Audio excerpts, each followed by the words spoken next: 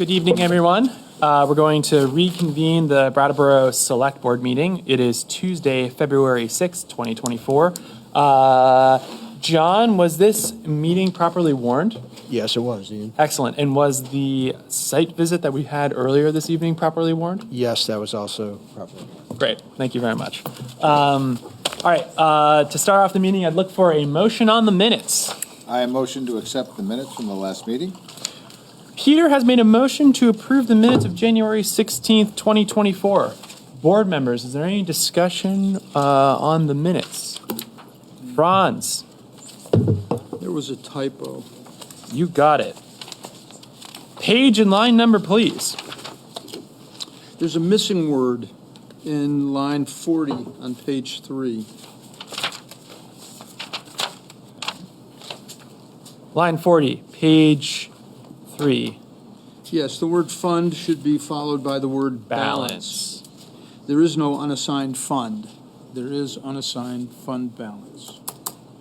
Good catch. Thank you.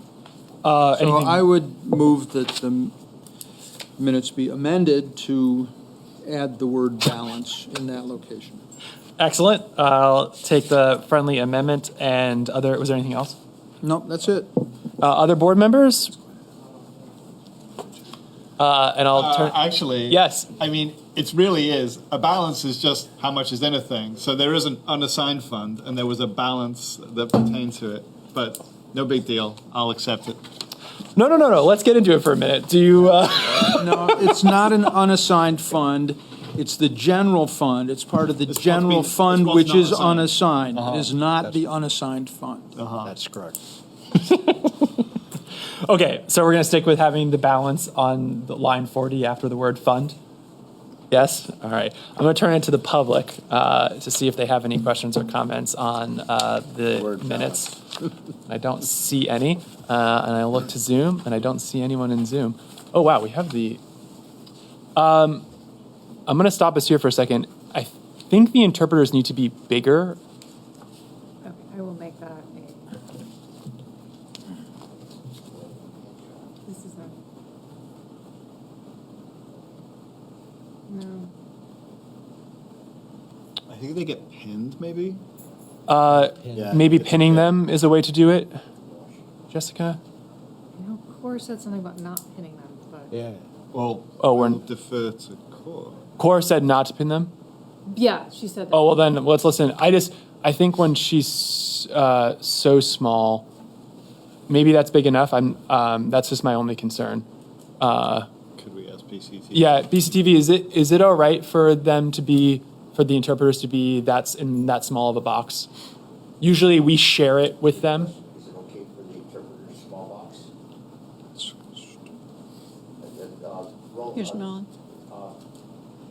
He's coming down to Winston. He's behind you. He's right behind you. So the way the way we're set up right now, the interpreter's box is very small up in the top. Okay. Usually they're much bigger, and I'm just worried that they're not big enough for people to see. Because Something. you have the non-video participants that are on right now, Oh. so usually those are off. If you go gallery, if you do hide non-video participants, it should just Oh, look at that. yeah. You're good, you. Thank you very much, BCTV. Okay. Right. So I don't see any hands in the public, and I don't see any hands in the public on Zoom. So board members, there's an amended motion to approve the minutes of January 16th, 2024. All those in favor, please indicate with an aye. Aye. Aye, that's going to carry 5-0. We're going to move on to agenda item 3, which is chair remarks. Okay, I have just a couple of remarks this evening.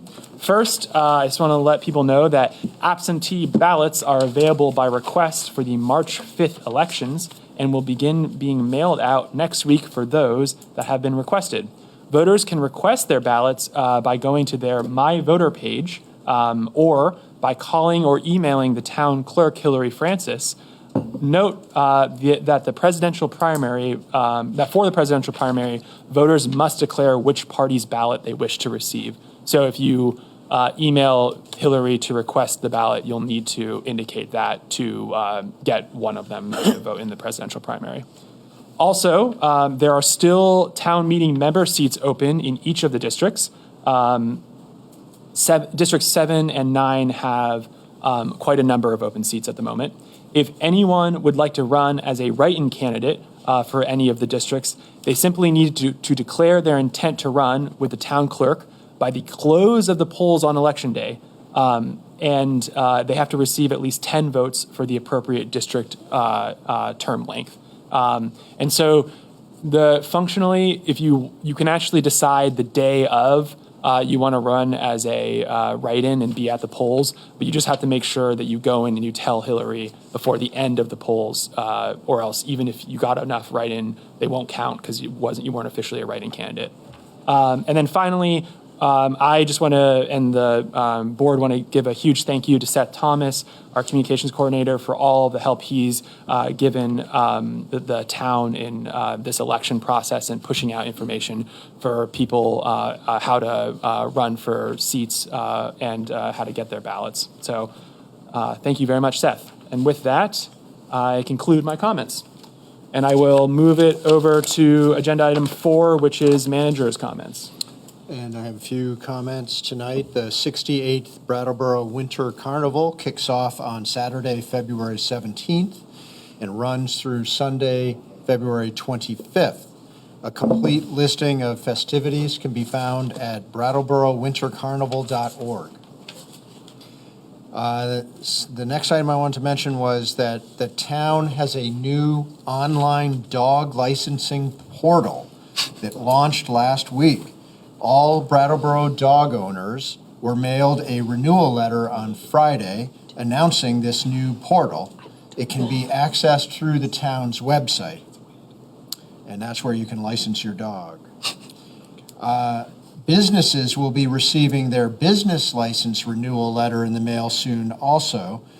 That letter will direct business owners to the online form to fill out through the new business license portal with the ability to pay it online. Businesses can also call the assessor's office at 802-251-8156 for assistance with registering. So both the dog licensing and the business licensing are part of the new system that you implemented last June with acquiring the OpenGov software. So we will see how those are going. Finally, I wanted to mention that the library once again has COVID test kits available for distribution. And that's all I have for tonight. Excellent. Thank you very much, John. We'll move over to agenda item 5, which is select board comments and committee reports. Board members. Peter. Yeah.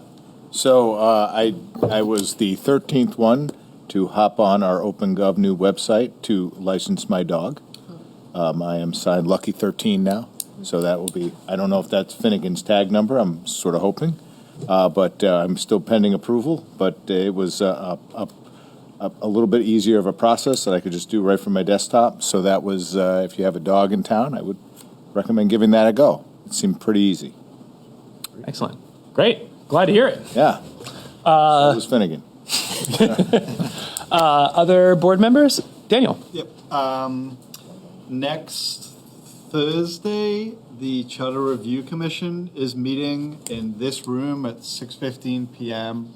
to discuss representative town meeting, to discuss, whether representative town meeting is the right form of government in Brattleboro, whether there are alternatives. If you have an opinion on these matters, please turn up and voice that opinion. Yeah, absolutely. Thank you, Daniel. Appreciate the reminder. Other board members? Franz. Thank you, Ian.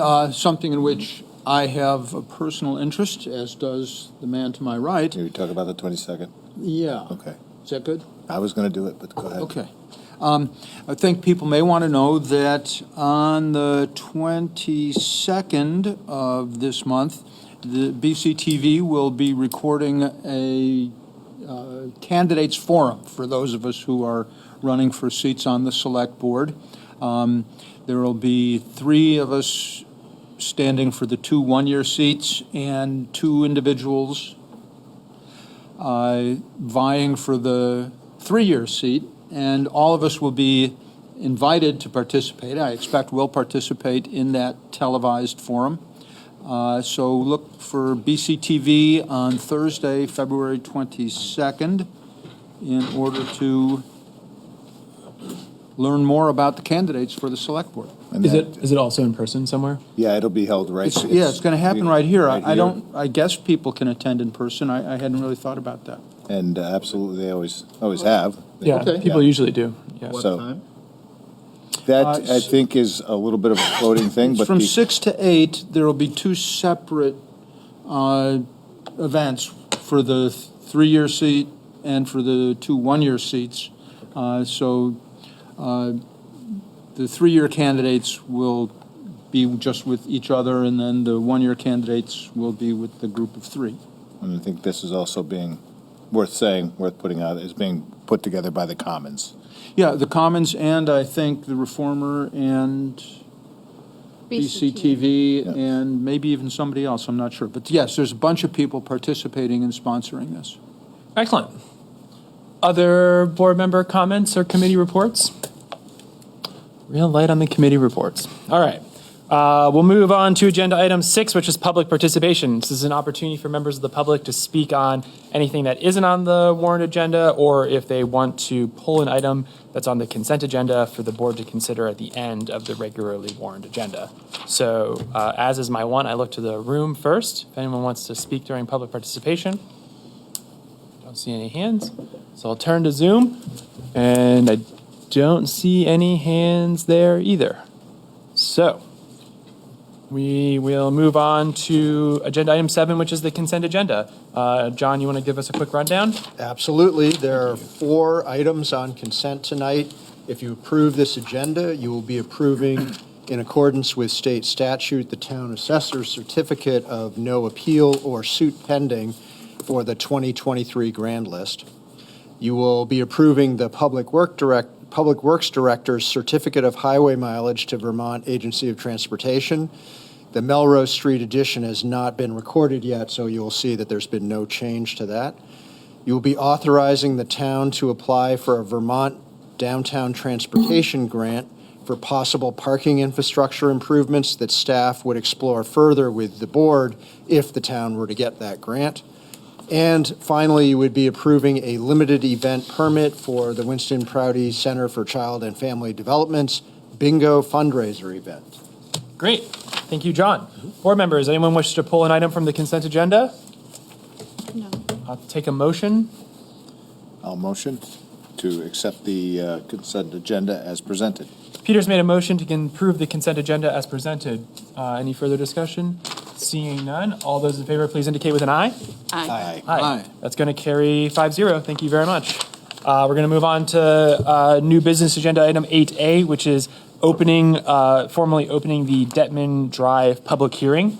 So, board, as you are all aware, the town of Brattleboro Select Board initiated a process to lay out and accept a Class 3 public highway that is currently privately owned, and it's known as the Dettman Drive.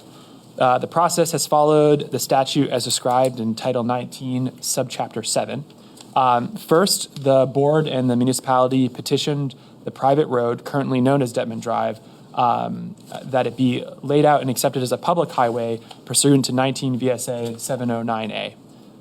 Then the board and the municipality notified any abutters by certified mail of the date and time of the site visit that we did earlier today, as well as the public hearing that would be this evening, also pursuant to 19 VSA 709.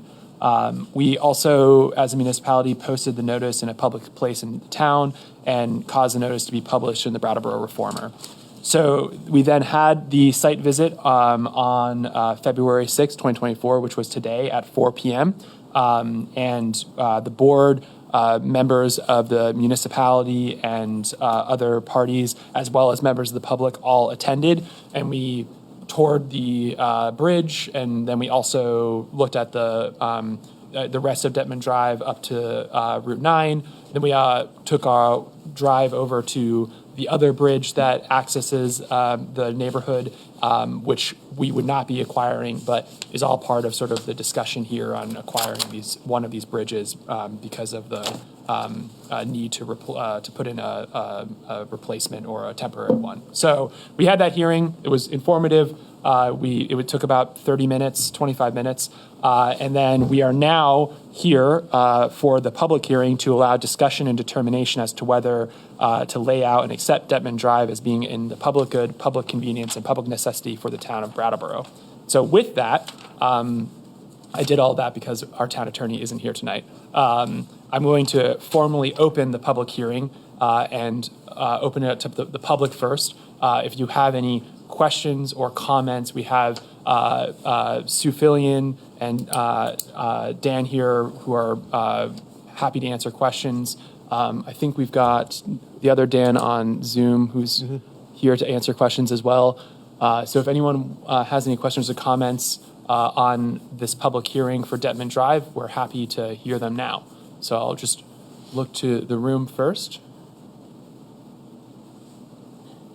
Don't see any hands.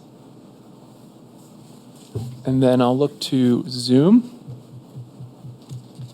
I don't see any there. Okay, I'm going to turn it over to the select board in case people have questions after we discuss it for a bit. So board members, questions or comments? Liz. Thank you, Ian. I just wondered if we could have an overview of the steps that we're contemplating and the time frame that it will take. Absolutely. Who wants to walk us through that? That may be a Bob question, Yep. and he was not available today. Oh, but I do have Dan. Oh, Yep. okay.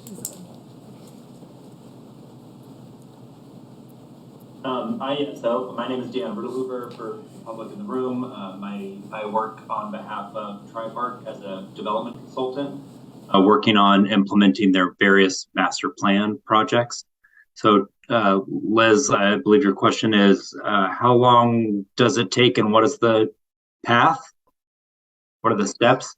So at the previous initial public meeting that we had back in January, included in that agenda was a memorandum of understanding that laid out what the process would be for the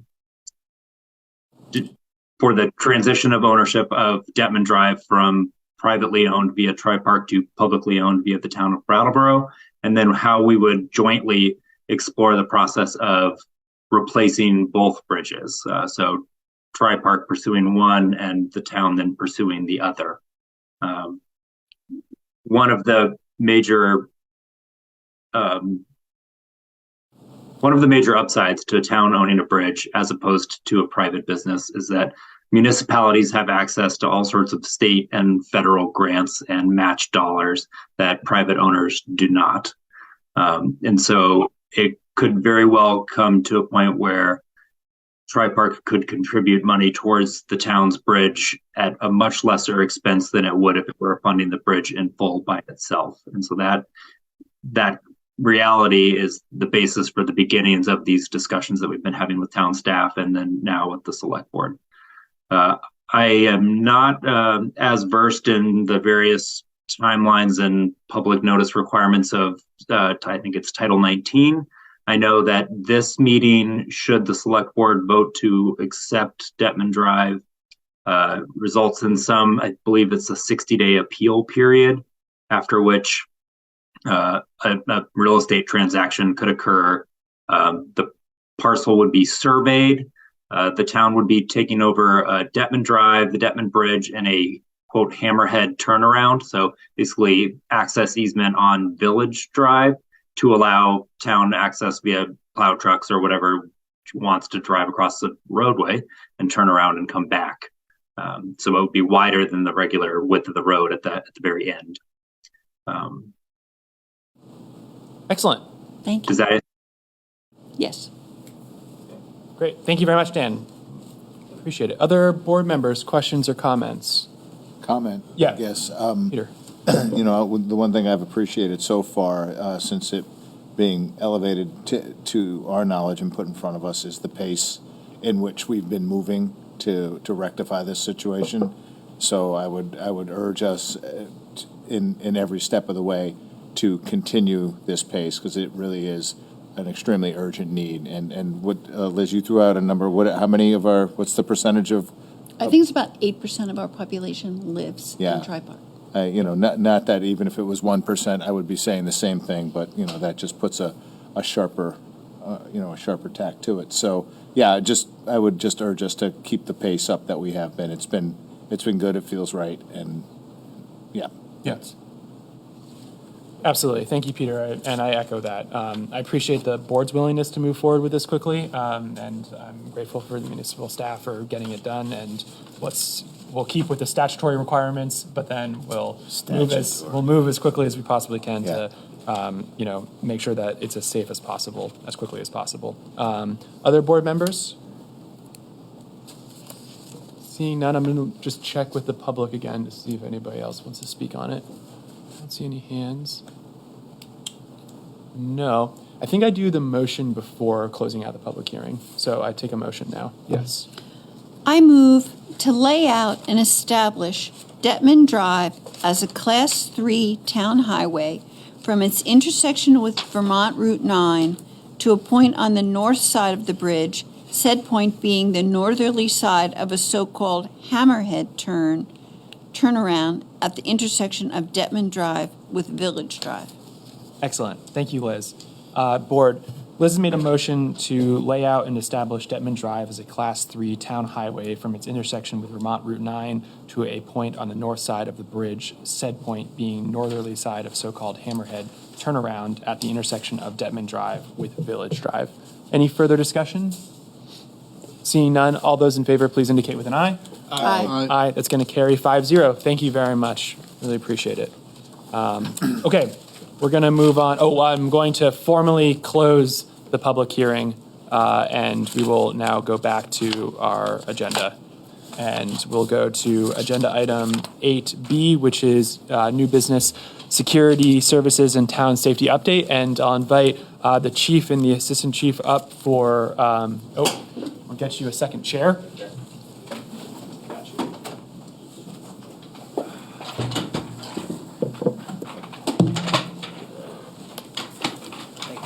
So it's a little low.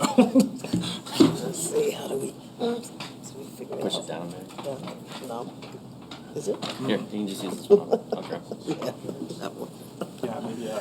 Okay, that's probably right in the corner. That's why it wasn't in order. That's no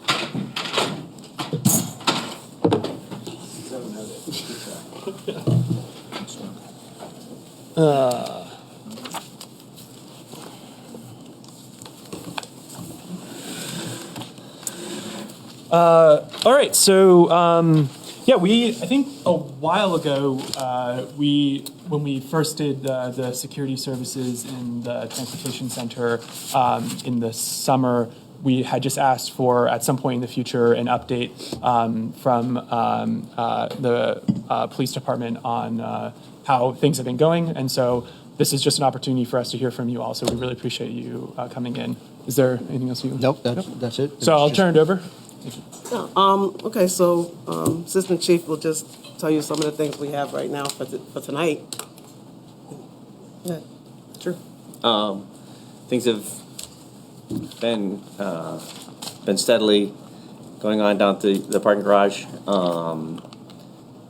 We've consistently gotten some good positive feedback from people using the parking garage about having presence in it. That's continued on as it was last time. Looked at our call volume during the same time frame this year as opposed to last year. So since the last update, so like October 1st through January, we looked at the data we have from that. It's not a lot of data because it's a pretty short time frame, but the volume of our calls into that area is about the same, but we saw a change in the type of the calls that we were looking at. So less violence, less vandalism, and less thefts, basically, and more some medical responses that went up, And that's not necessarily the amount of medical responses, it's the amount of medical responses the police department responded to. So it's a little nuance there. And also substance use. Down there we saw an uptick in responses for us for substance use during that time frame. And just, can you speak a moment to the rest of the town facilities? Sure. Yeah. Yes, we had, during that time too, we had started staffing a roving security that goes through the municipal center, the library, and Gibson Aiken. And I don't really have any good statistical data for you on that. But I can tell you that we've gotten a lot of positive, especially from the library. The library's been very positive about having the additional presence down there during their open hours. Great. Great. I think I'll give the board an opportunity to, if they've got any questions or comments, and we'll hear if we've got any questions from the community. So, board members?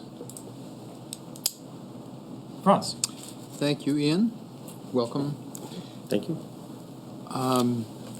So in terms of the numbers of calls that you're getting, focusing, say, on the transportation center, I'm wondering, does the type of calls that you're getting, does that reflect more what's actually happening down there, do you think? Or is it more the means that you're getting reports of what's happening?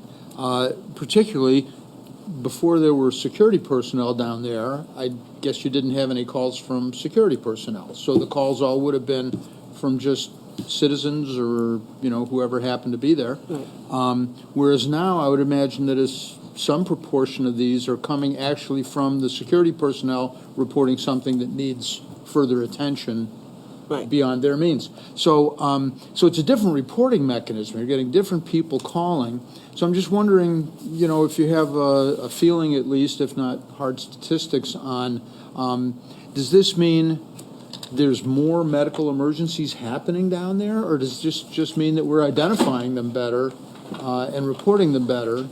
So what's really happening is a decrease in the number of theft and vandalism calls with a corresponding increase in the number of medical calls, but that's not a real increase. That's just an artifact of the reporting. So just if you could address those issues as to what your feeling is about what's actually happening down there. Okay, what we're thinking is that because we have an actual person there that has a direct contact to us, the whole idea of security was to have more eyes and ears within the transportation facility. So these calls, we're catching them, as they're happening. Security has a direct call to us. We provide a phone for security, so they have a direct line to us on speed dial to let us know when they witness something. So we're getting more reporting of those types of calls. And as you stated, in the same line, because we have a person that's there and roaming the transportation facility, that is making incidences of the violence, vandalism, and thefts, because there is a uniformed person walk around. That makes it, that we feel has helped us to have more coverage there and also be a deterrent for individuals that want to do those sorts of things. Well, thank you. One way of assembling the numbers then would be to say that this really has been successful in addressing some of the more dire events that were happening and are now happening to a lesser extent. Does that reflect your thinking? Well, we feel very confident that that is what's going on. Exactly what we thought would happen, that we're going into that avenue. And we feel that it has made a difference, as we said, having a uniformed personnel there during those times that we found we had the more calls of violence and vandalism. Of course, we can't cover it all the time. So, incidents of opportunity may happen or occur. But Jeremy has some numbers for you, so you can just get an idea of the differences of how the numbers have changed, though. So go ahead. Sure. Just to reiterate, too, on the medical thing, medical, when I say we responded to medical emergencies, that's responses that the police department had to medical emergencies. That doesn't mean, I don't have a number for you on how many medical calls there were to the transportation center. So I don't know if those went up or down or stayed the same, or I don't know anything about that. I'm just saying that we responded to a few more than we did that same section last year. Two things that I saw that kind of helped me understand better, I guess, how things are transitioning down there is, so in 2022, this section 2022, we had 22 calls from the public for suspicious people or suspicious circumstances in the parking garage. 23, the same time frame, we had 7. So I didn't look into what each one of those was because that's secondary to what's happening. Like the public's making a call because they're concerned about something or someone that's there. So the calls for those went down drastically. But keep in mind too, we're not talking about hundreds of calls. We're talking about 22 versus 7. So it went down statistically significant. And then our thefts did the same thing. They went from 8 reports of thefts occurring in that section time frame to 2. So I think definitely having a presence down there is helping us minimize those things from happening. And the complaints about suspicious incidents definitely tracks with how the feeling we're getting from the public of people being more comfortable in the facility. Excellent. Any other questions, Franz? Not right this second. Great. I see Peter, and then I'll go Liz.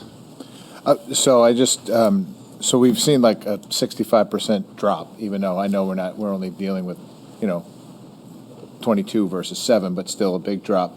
I think one of the things that when the idea was presented here, that we thought of, that was the number we were thinking of, right? We put a uniformed person there, somebody whose job it is to report something that they see. That's their sole job. That's just going to drop the crime rate. I think a nice bonus, and I use that word kind of loosely, is that they're also there if somebody's having a medical emergency. And I don't know that that was wired into my thinking when we were making this decision. So that's just an additional added bonus, because you're telling me that your call volume is the same, but some of that's medical.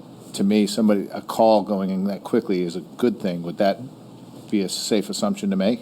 Oh, absolutely, yes. Yeah, okay. And someone that may be more apt to just even say to the security officer that I'm not feeling well or I'm having some kind of issue, and the security officer would let dispatch know. Yeah. And then our officer would go check it, and then we could see if we needed medical assistance also. Right, big win. Okay. Great. Thank you, Peter. Liz? Good evening. Hello. Good evening. So a select board goal for the year was to have the transportation center function properly as a parking garage. And it's my understanding that your efforts are the means to that end. And so would you say, it's not really your bailiwick to say, but can you say that the parking garage is being better utilized? Or maybe I have to ask John No, a I question. think town manager calling that one. The last time I looked at the number of permits was improving, that people were going for the permits, but I think that the way we do that, the renewals will happen shortly, so we'll have better information in the next few months on that. So, Yeah. I mean, in general, it's my understanding that people feel more comfortable or more secure. And so I would anticipate that would lend itself to more usage. That's the hope that we have. Yeah. John? Yeah, another thing I'll add, I mean, this has really been a team effort, and I think the police department has done a great job using some innovative approaches to get more eyes and ears in the area.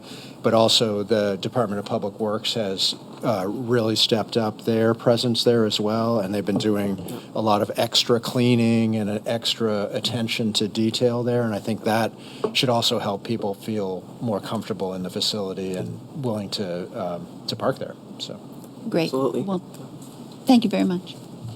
Thank you, Liz. Other board members? Daniel? Yeah, thank you. I just want to say thank you for the presentation.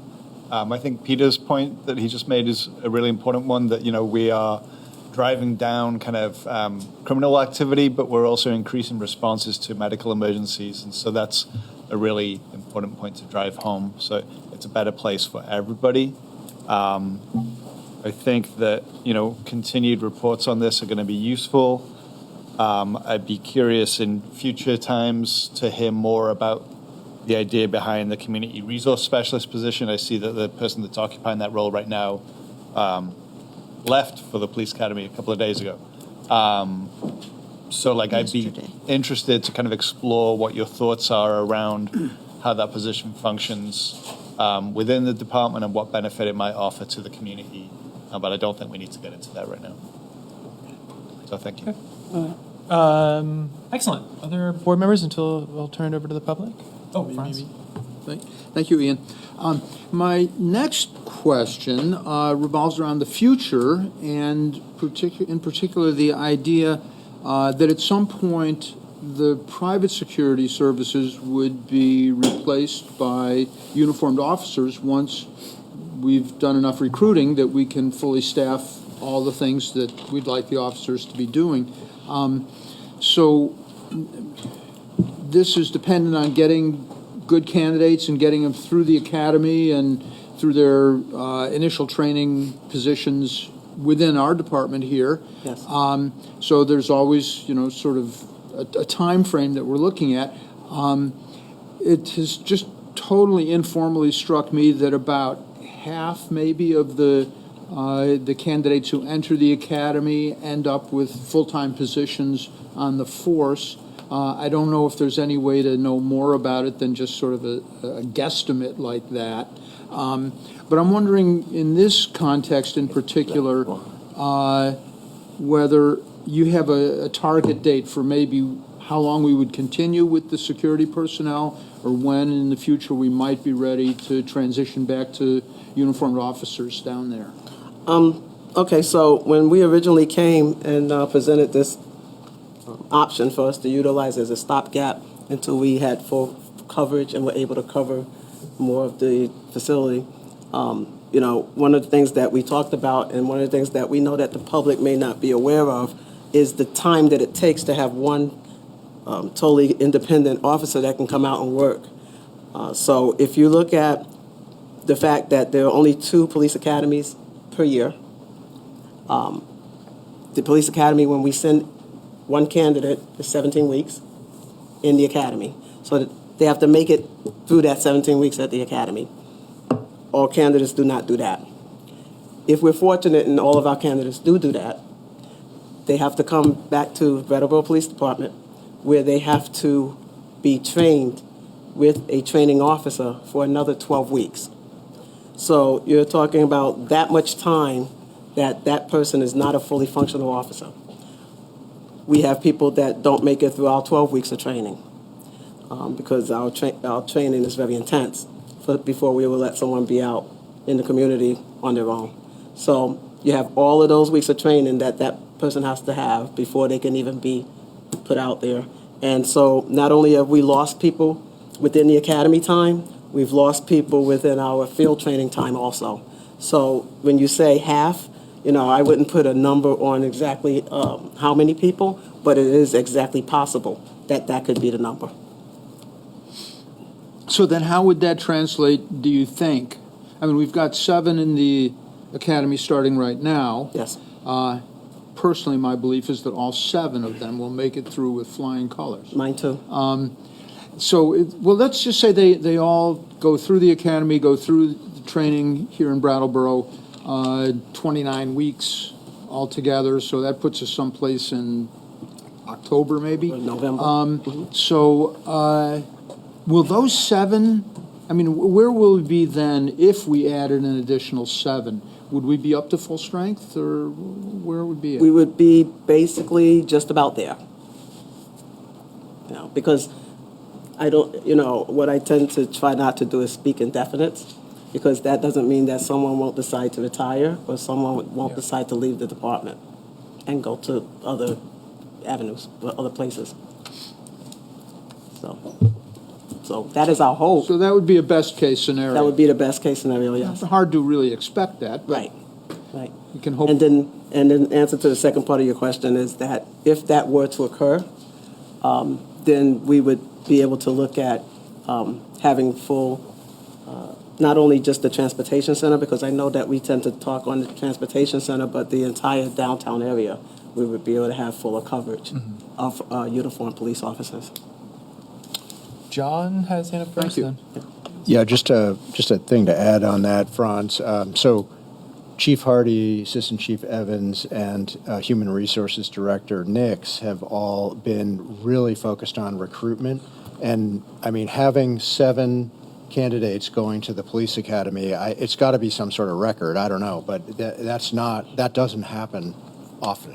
And so I really credit the 3 of them with solid recruitment efforts and doing a really good job on that, and they're not stopping. They already have 2 more folks identified for the summer academy so far, I believe. So it's not a thing that we can just do it once and then let up. It's something that we're going to need to continue to do for some time. So, Thank you. yep. And then Liz, that's all your hand. Yes, so Chief Hardy and Daniel decided they're going to have this community resource specialist position discussion at some other time. Yes. But that, I would assume that you are also trying to replace that person, and that position goes into the overall personnel mix of how you will be providing public safety for the town. I mean, have you found in the time that you've had this interim position that the community resource specialist was helpful and that you want to continue? Absolutely. We found each time and 2, it could exactly be the individuals that we've used to fill it, but we've gotten very positive feedback from the business owners downtown, having someone that stops in and is able to spend time with them, tell them about resources that some of them might not have even known exist within town, walking around town and just talking to the public, assisting in minor things that you may have that maybe I don't have an officer available that can help you, to offer resources to people that maybe there may be not a patrol officer available to give, to let that person know what resources are there. So we've been fortunate that we've had really good people within the position to strengthen our ability to come back to the select board at the time when we can and ask for that position, and we would be able to show how important that position will be for us. Thank you. Great. I'm going to turn it over to the public, see if we've got any questions or comments. So I'll look to the room. I don't see, a hand.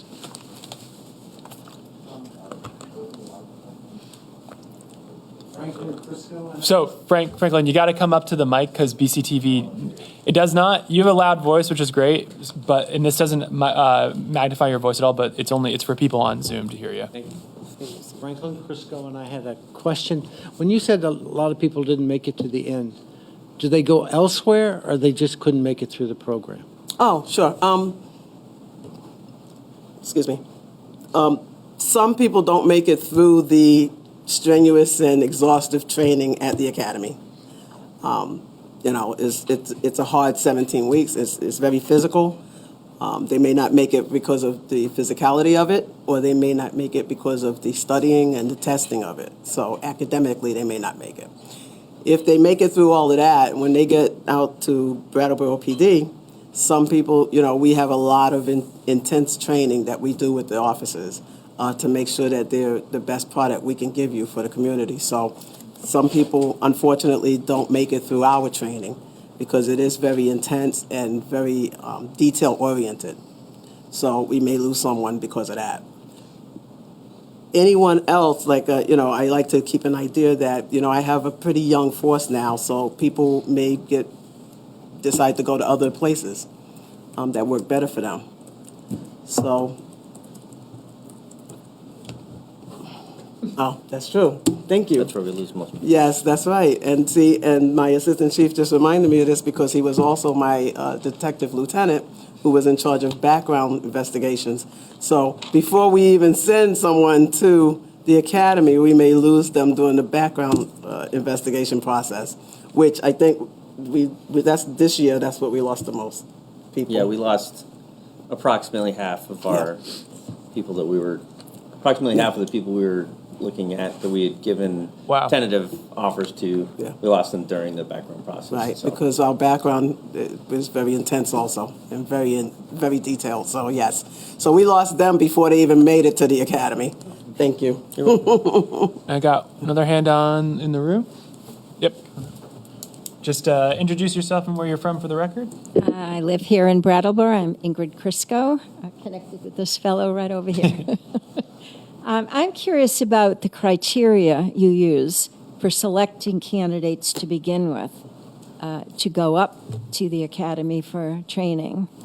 Okay. I assume it's rather rigorous. Yes.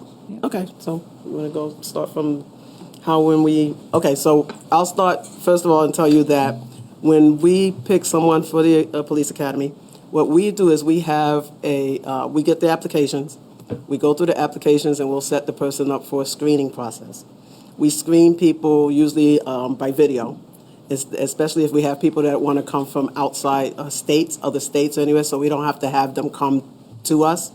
We will screen them, and we will ask them certain questions. If they pass that screening process, we will have them come spend the time with us and have what's called an oral board, which they will sit and answer a slew of questions from a bunch of people that myself and the assistant chief choose to be on their panel.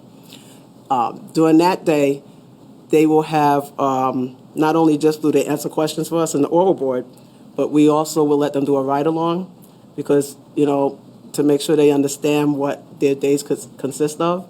We also have them do what's called a MMPI, which is a psychological evaluation. We do that. We try to do everything the same day, so we tell people to come prepared to spend 4 to 6 hours with us for that day. So we try not to waste people's time. And then also we do a preliminary physical aptitude test with them. And that doesn't eliminate them, but it lets them know where they are on the criteria that they'll have to meet to go into the academy. So that's that part of my involvement with that. And then I'll let the assistant chief tell you about our background process. Sure.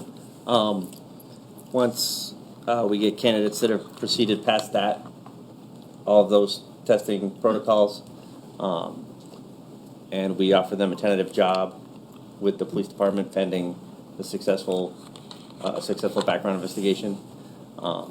We have to give the tentative because we ask very specific, personal questions throughout the background investigation to include a lot of medical data that you can't make someone give you unless you've already offered them a position. That also includes a polygraph examination. So the state requires a polygraph examination for every police officer that gets hired, along with the psychological examination and the fitness testing. So we have assigned a detective to each person. This last year was interesting because we did a lot, and it takes a lot of time for our detectives to take out of doing criminal investigations to do the background investigations, especially when we start hiring people that aren't necessarily from town. We've gotten lucky recently. We've had a couple people now. We've started to get some more interest from people who live in town or live nearby to want to have positions here, which is, I think, speaks well to the community at large. People want to have more to do with their community and see their community grow and prosper, which I think is awesome. But when we have people from, whether they're from here or from outside the region, we'll send a detective to actually meet with their past employers, meet with people who know them, not only speak to references, but speak to people that they've identified that maybe the references didn't identify, so that we can get as much information about a person as possible, so that we can determine that we're getting someone with a strong ethical background, good moral compass, is able to handle very stressful dynamic situations and make solid decisions using reasoned judgment and using our mission statement and core values that we have at the department to make sure that they're making the decisions that we as a community want them to make. every day. So that process is usually a couple months long. Usually ends with about half of the candidates not making it through. And then once we get ones through, that's when we turn them over to the police academy. So In depth, right? In depth. did I hit everything? You did. Okay. Great. Exactly. Thank you, Ingrid, for the question. I'll look to Zoom to see if there's any hands there. I don't see any there. And I'll look back to the room, so I don't see any hands there. Board members, any other final questions or comments? I think I haven't actually said anything. So probably coming back in sometime in the fall, maybe, when we have a change in the number of officers with what maybe next steps are with the security. Yes. Is that, yeah? Yes. Okay. And I'm just really happy to hear that it's going well. I think the only other question I had was, is Securitas as a entity, is it working well, working with them? And is there any issue coordinating with that organization? No, actually, I will say we've worked very well with Securitas, and we are very fortunate with the individuals that we have. We actually utilize the same two individuals for our contract, and we're very, very pleased with the two that we have. Excellent. Great. I'm glad to hear it. Without any others, there's no motion tonight, Board, because we're just getting an update. So thank you both very much for coming. Really appreciate it, Chief. Thank you, Assistant Chief. And we're going to move on to the next agenda item, which is 8C, Sustainability Program Update. And I'm going to invite our Sustainability Coordinator to the special presentation table. Welcome. Thank you. Good evening. How are you? Good. Great. It's select board meeting night. How could I be any better?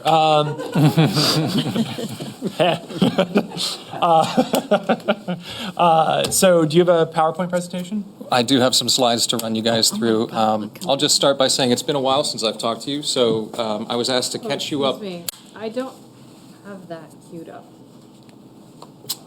Do you Okay. need a second? Because I can just burn some time. Yep. Do that. Yep. Oh, Yep. Yeah. And Oh. But Let's yeah. be careful not to. Yep. It's gonna. yeah. And we do have the presentation We do have the presentation here. If It was in the materials. If you can, yeah. I can walk you through it without it on screen if you'd like. The It's Zoom probably audience better won't for see the it. public, though, to be able to. Is it going to be something that Jessica's going to be able to pull up pretty quickly? I don't know. I have an idea. Let's take a quick 5-minute recess, and we'll be right back once we got the presentation. Okay, we're back, everyone. Exciting technical difficulties have been resolved, and we are back on agenda item 8C, the Sustainability Program Update, and we rudely interrupted a little introduction. Thank you, Mr. Select Board Chairman. I was just letting you all know that I hadn't spoken to you for a while, so you're going to hear things that aren't just from this past year, but work to date, especially that which you haven't heard of yet. So if we can just dive into the slides, I'm going to try and move quickly because we have a lot of ground to cover, but if you have any questions, just throw a hand up and I can clarify things, or we can take everything at the end, as you like. Yeah, I think it's usually easier to go everything at the end, but Board, if you feel such a burning desire, I'm looking at Franz in particular here. Right. The only one looking at. We'll see how it goes. So if you could move to the second slide when you have a chance. And we'll want to start the presentation. Yeah. There doesn't seem to be a way to start it. Or you can just click on the second slide and get moving. Alright. I would go to the bottom right-hand corner, little present icon. Right below there. Yeah. Left. No. There. Yeah. That one. There we go. Ooh, look at that. Does that mean we lose our Yeah. sign language? Oh, man. We lost everything. Okay, so we're going to close it back down because we don't have BCTV. Do we know that? Because this is not always what is actually on TV. Right. That's true. Do we That still is have not the... what's on TV, actually. What? True. Oh, yeah, we're still up. Nice picture. So, 5-minute recess? Question? So, Are we good? That's Russ, if he can tell us. Russ, can you see whether... Can't you just click on the slide on the left? Yeah, maybe, why don't we just keep it Let's like do that. this? I think it's big enough for people to see. Yep. And Jessica, you'll just click on the slides on the right, on the left side, Yep. and move them through so that we keep Stephen, the you'll try to keep interpreters up. up. Yeah. Do my Cool, best. okay. Go right ahead. All right, we can just move on to the second slide whenever you're ready. Here we go. So this position was created in late 2019, and I started in February of 2020, a very auspicious time to start, beginning of the pandemic, which definitely shaped some of how this work has been interpreted and how the emphasis of my time has been divided. The town decided to define this job rather broadly, which is similar to the way in which the United Nations Sustainable Development Goals define sustainability, and I have an image there in the slide that goes through all of those, but it covers more than just energy, food, transportation, and the typical kind of climate concerns, and attaches more into the social aspects of that. And so as a kind of guiding mission statement, I've used the phrase striving to make Brattleboro more livable for longer for everyone as kind of my guiding light.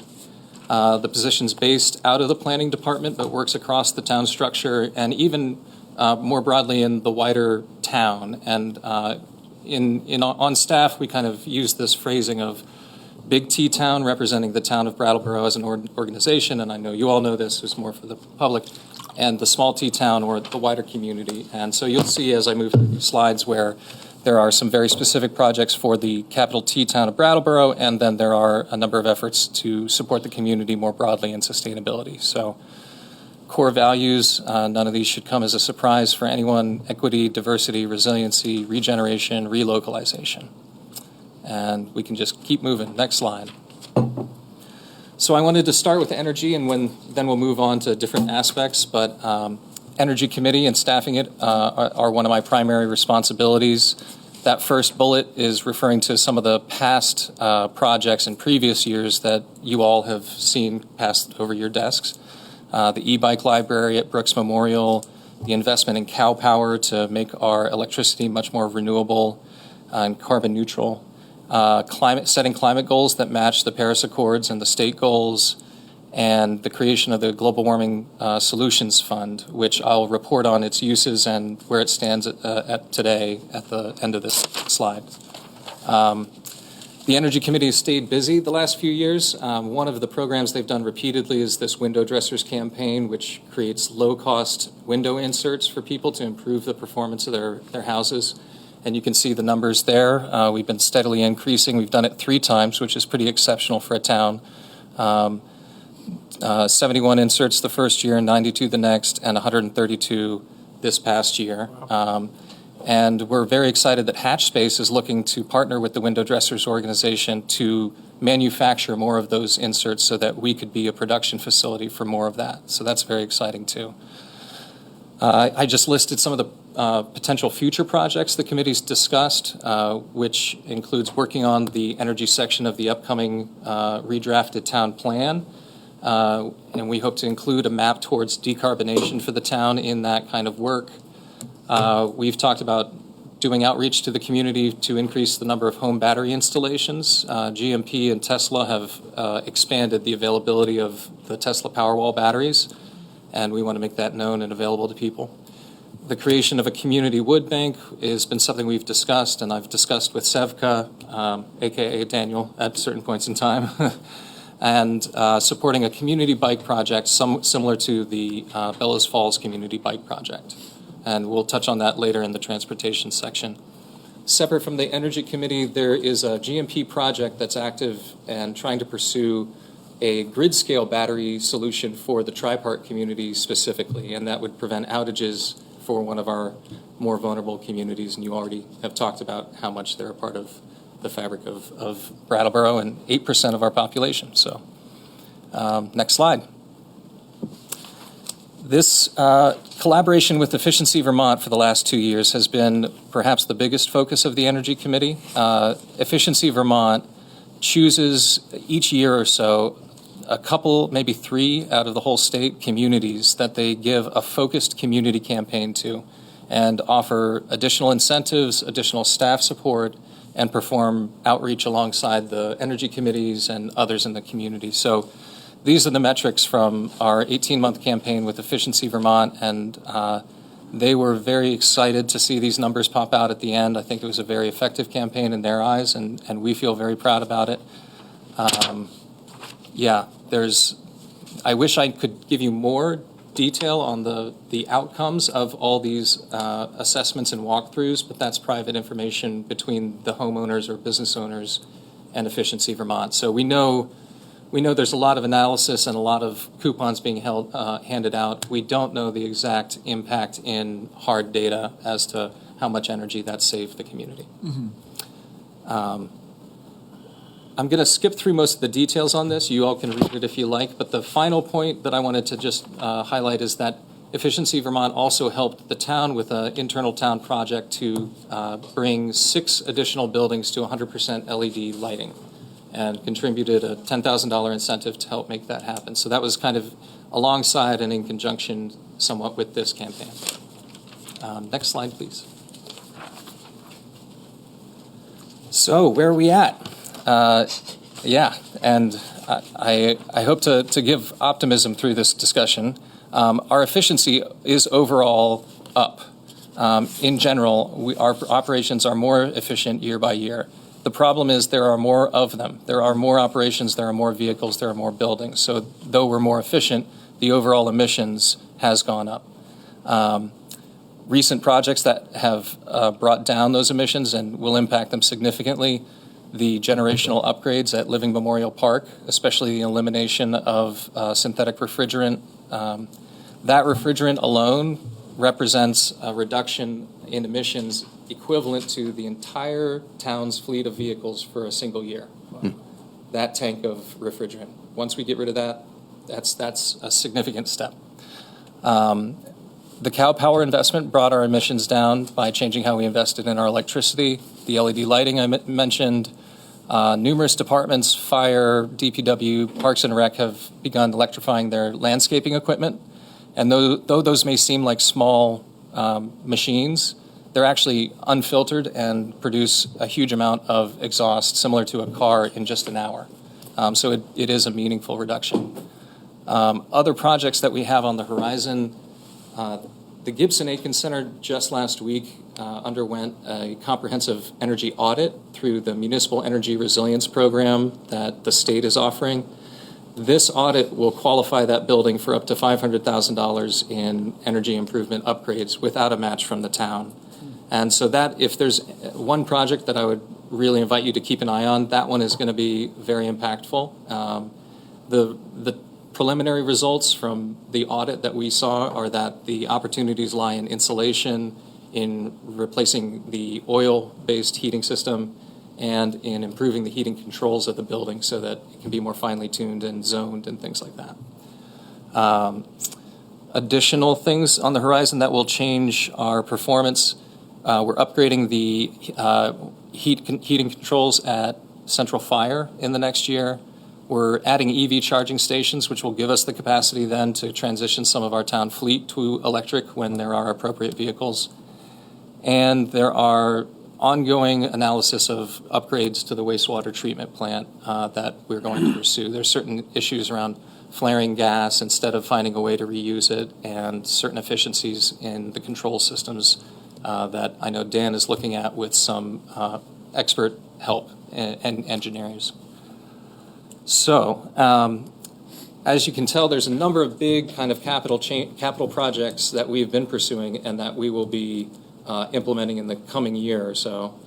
We hope to complete a comprehensive inventory of our greenhouse gases once some of those changes have been made, and once the state agrees on a common system of measurement. And there is, even in the state's numbers for whether the state is achieving its goals, there is debate and discussion and argument over the way in which they're going about it. So we're looking to see them standardize the measurement and give us a kind of apples to apples way of comparing our performance to other towns' performance to the state.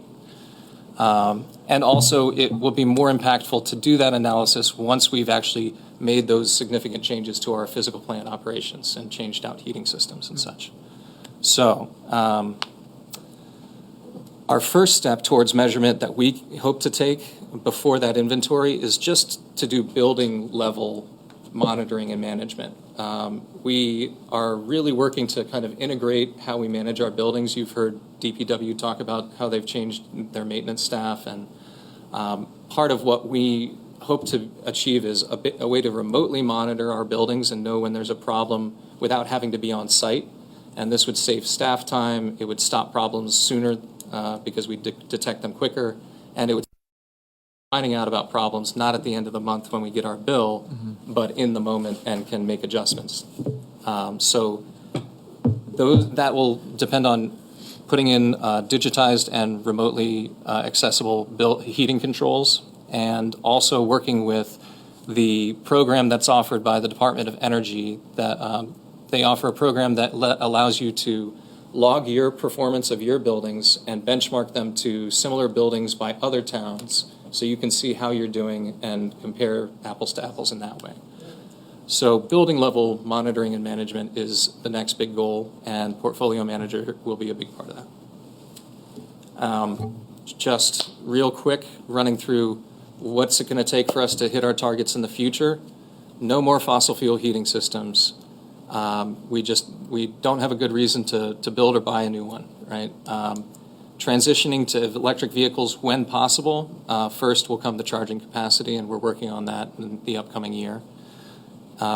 We should build and renovate our buildings to high-performing energy standards in the future, and a way to make sure that we do that comes in that fourth bullet. Eventually, we'll have to set the bar in our procurement such that we don't give ourselves the option of business as usual and fossil fuels. Instead, the standard in our procurement will be we must be procuring in a way that matches the goals that we have set. But that's further off, and that's a kind of town-wide policy that we'll need to review pretty slowly and comprehensively. The obstacles we have to lowering our emissions: sunken assets. If we've just bought a car, we're not going to go and buy a new electric car to replace it. Same thing with our heating systems, and that's probably the biggest place we could make a change, but some of our heating systems are newer, and that makes it harder to justify the cost. Uncertainty about the future ownership of buildings. You all know a bit about this, I think. We would be loath to invest in a building if we were expecting to sell it, and there's been some questions around major buildings in the town's portfolio in that case. The third point, unproven or missing technology. It's great that there are these new technologies. A lot of them have problems at first, and we're even seeing that electric vehicles in some ways don't live up to the promise that they have made, that they'd be cheaper in the long term and have less maintenance. There's data showing they actually need more maintenance at this point, and there are fewer technicians who can actually service them. So we'll keep looking at that, and the town has specific needs for vehicles that are very unique to whatever department it's in. Utility vehicles for DPW, cruisers for police. Not all of those use cases are going to have an electric vehicle that can fit them, especially anytime soon. But we'll be keeping an eye out for that and looking for the opportunity to make the transition. Each time we are retiring a car, we'll consider an electric version if it's available. And then the final obstacle is that when we look at some of the upgrades that we could do, they would trigger additional work unrelated to energy in buildings that's been grandfathered in, and such as in this building. There's a lot of health and safety improvements that would be triggered and go along with doing some significant upgrades, and that gets in the way of pursuing the energy work and ballooning the overall cost. So, thank you. Next slide. So here's a review just of the Global Warming Solutions Fund. Well, actually, I did have one thing. It's not on the slide for the last piece. I'm often asked, what about solar? Why aren't we doing solar? We are doing solar. We're doing it at the landfill, and we are maxed out on our net metering credits. What that means is that we are obligated to buy electricity from the grid at a discount. We do save money, but we're obligated to buy it from the grid. Because of that, we don't have the choice to stick a solar panel on top of the roof because we're already committed to purchasing from the grid. We have some cases in the future as we transition from fossil fuels to electric utilities for the most part, the demand for electricity will go up. So we've signed up this many net metering credits and we have to buy this, but our overall demand is growing. So as this gap widens, that gap can be satisfied by renewables. And the other challenge is, where would we put solar? We would need space at scale that could be a project that is viable for business partners to take part in, or we just need to do small level solar on some roofs and use it on site by putting in batteries that can store it. And that could be part of a backup generation system. It could replace propane generators that we have for emergencies. And that could also charge the cars that are electric in sometime in the future. So yes, solar, yes, batteries, yes, electric vehicles, but there's a kind of process and order to it. And we're always looking at creative solutions that can bring down emissions as well. Things like micro hydro, in-pipe hydro, floating solar, solar thermal technologies. So I just wanted to point those out because I receive those questions a lot. Why haven't we done this? Actually, we have, and we're doing more. So we can jump back to the Global Warming Solutions Fund. This was initially called the Fossil Fuel Free Facilities Fund, or and it started with $13,000 in July of 2021. It receives an annual allotment of $70,000 each June as part of the budgeting process. And it's usable for any project that removes Scope 1 greenhouse gases from the town's operations. And Scope 1 just means we're directly consuming that energy. It's not the energy that it takes to bring that product or service to us. It's what's coming out of the tailpipe or the smokestack. So the expenditures that we've to date of the fund to date, 150K went to the ice rink natural refrigeration and insulation upgrades. 25K has gone to electrified landscaping equipment in DPW, fire, and Parks and Rec, and 40K was used for the LED lighting project. That last one will pay for itself in 4 years because it's saving us an annual amount of $10,000 a year in reduced energy costs. So current balance is about 75K, and you'll see the future expenditures match up a lot with the future projects on the horizon I mentioned. Charging stations, the Gibson-Aiken project, more electrification of equipment, and Fire has been exploring the potential of an electric vehicle to replace one of its SUVs, so not a specialized vehicle. So I hope you feel excited about that. That fund has really unlocked my ability to go after a lot of other programs and grants, and we're excited to see it be used more in the future. Yeah. Thank you. Active transportation. So in the next few weeks, I'm currently working on the layout for the active transportation, kind of climate-friendly transportation on the website, working with Seth currently, but it'll cover bus, train, biking, how to find EV chargers, how to sign up for a carpool, where to find out or learn about incentives to do those kinds of things. And so keep an eye out for that. We've continued the e-bike lending library at Brooks Memorial. The Energy Committee has done a lot to help maintain that, Tony Duncan especially, and Kevin O'Brien. So that will continue. It's a question, we'd love to expand it, but we want to be kind to the library, and we don't have many places to stick bikes and keep them throughout the winter. So we'll see where that goes. There's other energy in the community more broadly to try and increase the accessibility to bikes and availability of bikes. BUHS has been doing a bike drive that I assist with and help them connect with other parts of the community to pursue. And they're also aspiring to try and create a project where people could purchase used bikes and have a nonprofit bike shop that would really turn over used bikes in the community in a way that we don't have yet. So there's some different groups kind of talking about that, and I help try and facilitate conversations, but Brattleboro Coalition on Active Transport, Rotary, and a group called Third Act, which is connected to Bill McKibben and 350.org. They all are kind of collaborating and being creative about where could that pop up, how could it work, could it be an intergenerational project that includes youth leadership. So that's there. I apologize, I'm still getting over a cold, so I have a bit of a frog, but we are planning more EV charging stations on town properties in the next year. We've identified here at the Municipal Center and Library as one site, expanding in the High Grove lot, fast charging there, at Depot Street and the train station, and at Living Memorial Park. And there's state funding and federal funding out there for this kind of development. I don't expect it'll hit our budget. I expect we can take care of it with the Global Warming Solutions Fund and grant funding and things like that. Additionally, beyond just the properties of the town, I've set up something called the EV Charging Working Group. So any parking lot owner in Brattleboro who, after some analysis, we determined who has actual potential and feasibility to install chargers, we reached out and have collected a group of about 15 different organizations who are interested in installing and utilizing those same grants. So this working group, essentially, we've hired a consultant that will help the town bring its projects to being shovel-ready.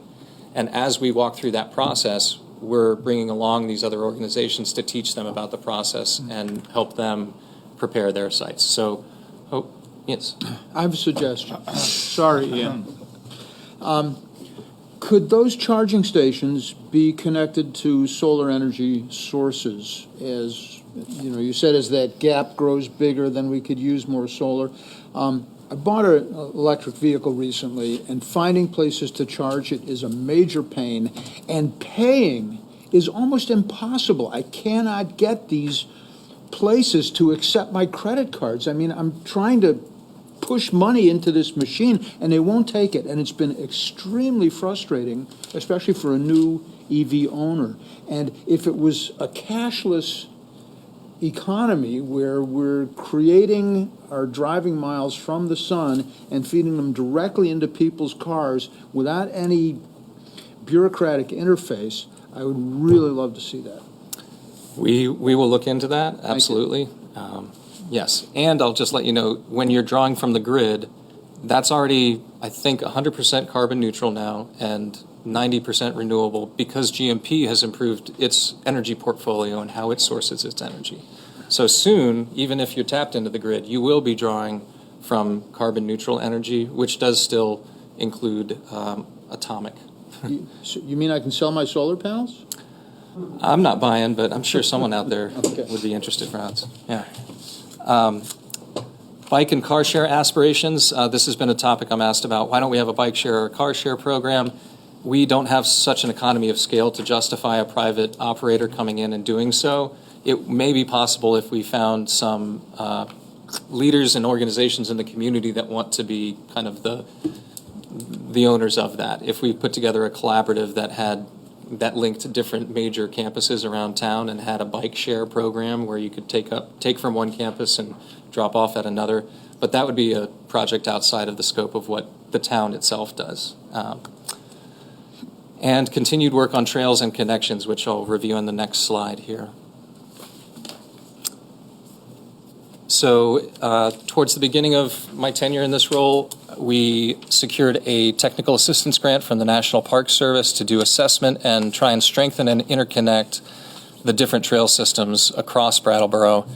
The result of that was assessment of the Winston Prouty trails and how they have a former Class 4 road that runs between both those parcels that could be a bikeable connection into downtown and make it possible for people to commute from Guilford on bike through to West Bratt, or just the future housing aspirations of that campus could see that connection as well.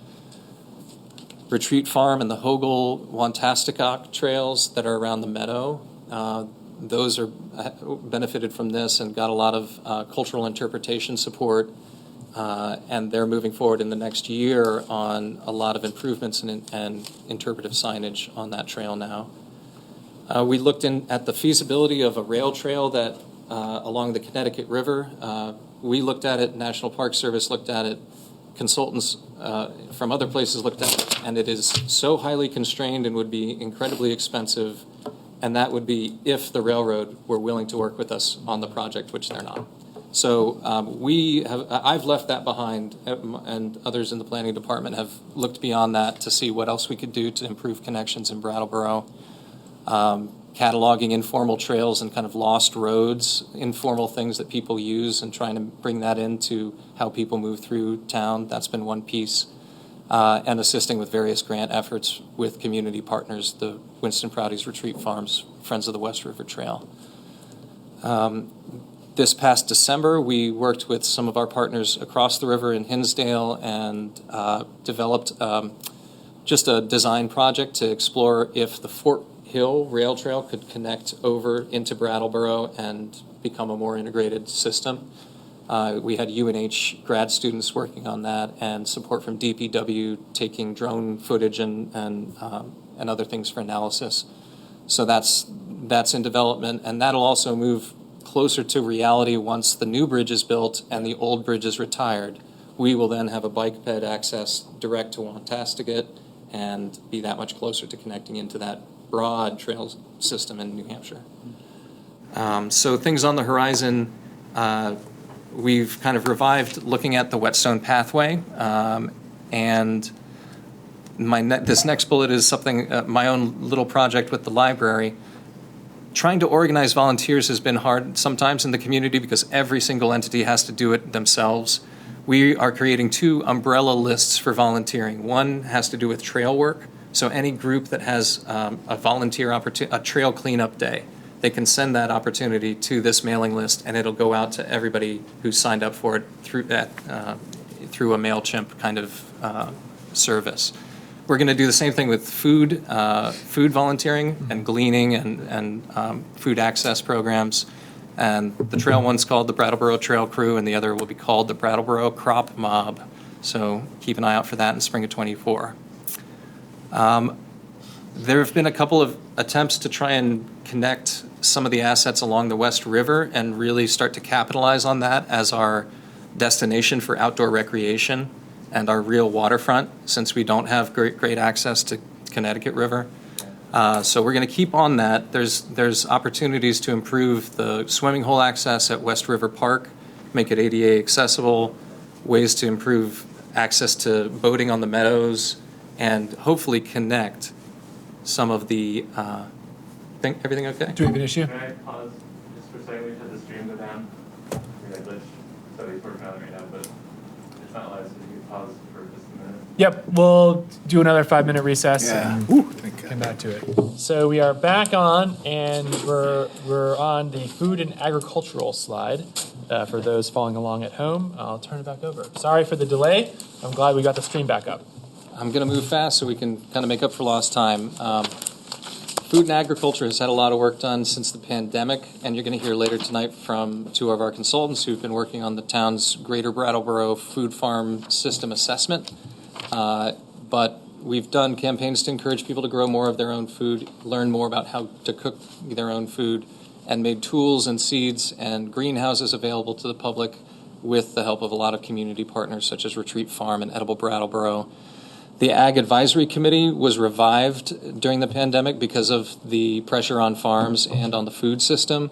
The members of that committee decided to lay the committee down and put it on hiatus for a time after achieving a number of goals that they set out to achieve, which included updating the mapping of our ag lands, redesigning a revolving loan fund, which came before you all in the past, and identifying the scope of work and RFP for this greater system assessment process. So you'll hear about that. I mentioned the crop mob.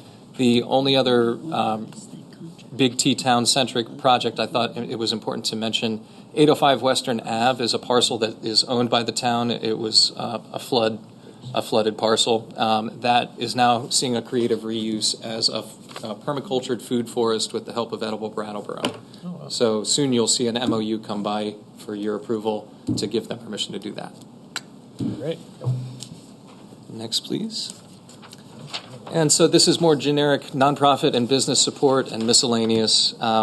Brooks Memorial Library has really taken strides to support the number of nonprofits in the area and make grant resources especially available to them. They have access to a grant database that not many libraries have access to, and I work with them to help organizations perform grant searches, find partners, I write letters of support, and I'll also try and help aspiring businesses get set up and find places to operate, people to work with, and examples being a biochar producer who is looking to site their business here, an opportunity passed on to me by a select board member, so thank you.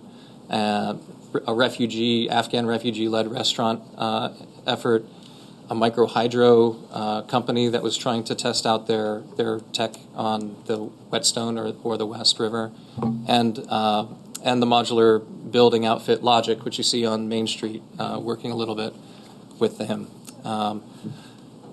This last category I just put in, these are things that I keep working on with different parts of town. DPW came to you and talked to you about the wastewater sludge and sludge removal. We're looking for creative ways to address that. There may be roles for people like the Rich Earth Institute to play in analyzing some of how sound our different options are environmentally. And we've looked at road salt alternatives. Can we replace some of the rock salt with cheese brine, beet juice, pickle juice? This has been done in other communities, and we happen to have beets, pickles, and cheese around here, so why not? And looking at drought and flood resilience measures for farmers, as we know we're going to see more extreme weather and other things here. If you have, the last one I did want to name out loud, we need to just keep in mind there is a need for asbestos removal at Brooks Memorial Library. That second floor facade is made of asbestos, and it looks especially expensive to try and address. Yeah. So I wanted to lift that up as just a pollutant that's in our operations that we need to pay attention to eventually. It will need remediation. We just need to, can you bring down the presentation? It looks like it's not updating on the Zoom. It was frozen on the. Oh. It's. No, it's not up at all.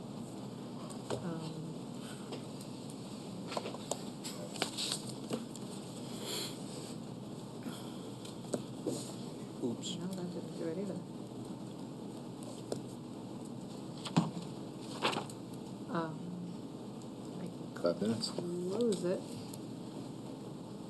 Oh, that jumped too far. Now Yeah, and it's not even presenting on our screen. Yeah, it's not showing on the Zoom in the real world.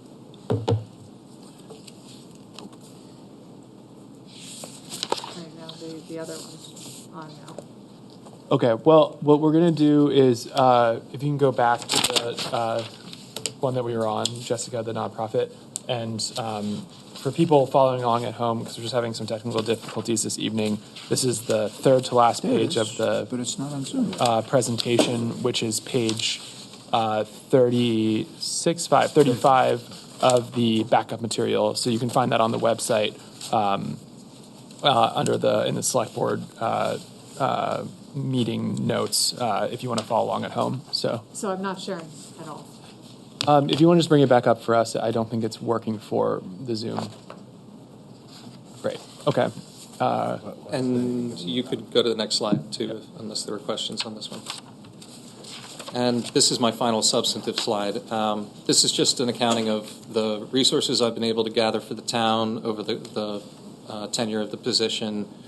A lot of them are staff support. I'm an AmeriCorps full-time service member for a year. Some of the things don't have monetary value attached to them, but others do. And I'll just underline, we've gathered $155,000 in hand, and with that MERP project, the Gibson-Aiken project, we have up to $500K coming without a match with a program that is not very competitive in terms of the granting. Yeah. There aren't many towns of such a size that could make the request and have such projects. So good shot that we'll get what we asked for. So my final slide is just a thank you and recognition that a lot of my work is coordinating, and I'm not the person implementing. I'm the person that is wrangling together the amazing energy of this community, and I couldn't do it without the support of town staff and our tremendous nonprofit organizations, our business community, everybody. So it's a special job to get to have, and I'm very grateful to have it. So thank you. Thank you so much. All right, I want to give the board an opportunity. They're patient in the presentation, not asking too many questions, so I want to give them an opportunity now. Liz? Thank you. Hi, Stephen. A couple of comments. First, on active transportation, this first item, that means the mover. Are you coordinating the sustainability goals of bus transportation, which is very important, and trying to get people to actually take the bus? Like, how is that going? So what that new website lays out are the schedules, how you can find the bus, how to use the bus, how to use the app for the bus, how the bus can connect you to certain destinations that you may want to reach if it's outside of town, how to use the Bellows Falls line. This is the extent to which we're trying to make it more accessible to people, and we'll continue to look for creative ways to increase ridership. Thank you. On your conservation trail section, the downtown design plan that had certain open space linkages, I would hope that that would be a part of your roster of plans, because those are just nice little segments of the walkway that Sue can tell you all about that make a nice alternative route for people to walk downtown. I think this is the way around. Is that the one you're referring to? Yeah. Well, Sue's nodding her head. So. Yes, okay. Yeah. We'll be sure to make sure that's all integrated. Great. I just wanted to mention that in addition to the energy savings, the electric landscape appliances, they're really important to the health of the individual operator. And I want to stress that in addition to the energy savings. Mm-hmm, mm-hmm. And lastly, the contract for the farm and food consultant, is that something that was below the threshold that would come to the select board? Yes. All right. And you'll learn why in a minute. Great. Thank you very much. Thank you. Very nice presentation. Thank you. Thank you, Liz. Other board members? Ross? I thought that was a very impressive job. Told us lots of stuff. Based on the handouts in advance, I was expecting to say there was a real lack of focus in your efforts. But hearing what you had to say about everything, it seems like you really have been able to take a very wide-ranging selection of subjects to have an impact on it, and they seem to be going well. So I'm very impressed, and thank you for the information, and I'll look forward to learning more. Thank you. Yeah. Thanks, Franz. Other board members? Couple of rapid-fire questions from me, and then I'll turn it over to the public. So I think you answered this later on in your presentation. Well, first off, thank you very much, Stephen. I really appreciate it every time you come before the board. I'm really impressed with all the work that you're doing. It is broad and hits a lot of different areas, but every year you've come back, it's like the more that's being accomplished and the more things that you're bringing to the municipality is just incredibly impressive, and I'm very grateful for your work and the work of your position. The EV charging stations, so more specifically, EV charging stations, the ones you're speaking to, so will they, if they're going to be for town electric vehicles in the future, in the interim, are they going to be accessible to the public so that they're being used? So two different kinds of, Yeah. That's a very good question. So the ones we're putting in now are meant for public use and will be in public areas. We would install dedicated ones for town operations. And this is one of the hiccups to the possibility of an electric vehicle at fire. They don't have a charger there. They'd need one. How would that happen? Could that happen? So we would look at that as needed, as demanded by the opportunity to get electric vehicles. Excellent. Okay. The Fort Hill bike path, that's the one that's directly across from, it's on the Connecticut River on the other side in New Hampshire, like kind of like it's across from like Walmart, and is that the one that you're referring to? Yeah, it's Okay. a little further down. It's a little, okay. Yeah. The 805 Western Ave flooded. I guess I just have never heard of that before. So it's flooded by the whetstone, or It was a flood buyout. Do you want to say, I wasn't here when that actually happened, but 805 turned into our property when? we don't have to get too into it. Yeah, it was a couple of years after Tropical Storm Irene. It was a FEMA floodplain buyout where the town agreed to the buyout, and we now own the property, and it's pretty restricted. It can't be built on. It's just west of the former Diamondstone property, or the Diamondstone property. Okay. So it's kind of a vacant parcel at the eastern edge of West Brattleboro Village. Yeah, absolutely. Okay, thank you. And then I just want to commend is it the MERP grant for the Gibson-Aiken? That seems huge. And however you were involved, or however you all were involved in getting that, I commend it or trying to get it. And if there's any other grants like that for other facilities that the town has, I'd really encourage that work to continue. Because that's something that we really need to continue to work towards for our aging facilities. And I would say kudos go to Carol a lot for being willing to take on and explore such a project when we know she has a number of other projects active currently, you could say. Yeah, absolutely. Great. That's it for me. So I'm going to just turn it over to the public and see if anyone has any questions. I don't see any hands in the room. And I'll look over to Zoom. I don't see any hands on Zoom. Any final questions or comments, board? No. We don't have a motion because this is just a presentation. But Stephen, thank you again so much for your presentation. We really appreciate it, for all the hard work. Thank you. Really great to catch up with you. Thank you. So should I just invite them up? Oh, yes, please do. And let's get another chair, too. That one's really bad. It's really bad.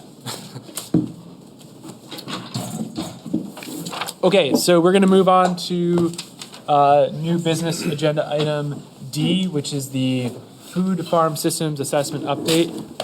And Stephen's staying up at the table, and it looks like we've also got Emma and Carissa. Welcome to the Brattleboro Select Board meeting. I don't know if you've been here before. But I'll turn it over to you all. Maybe you want to introduce yourselves. I'm going to introduce them and the process a little bit, just Excellent. real briefly.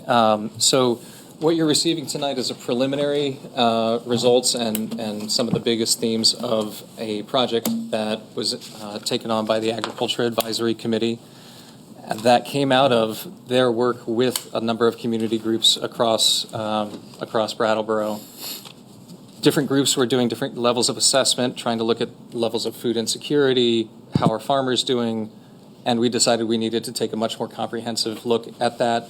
So we got a lot of input from some of the key stakeholders in the community on how that process should be shaped. The Brattleboro Food Sovereignty Working Group really helped shape that scope of work.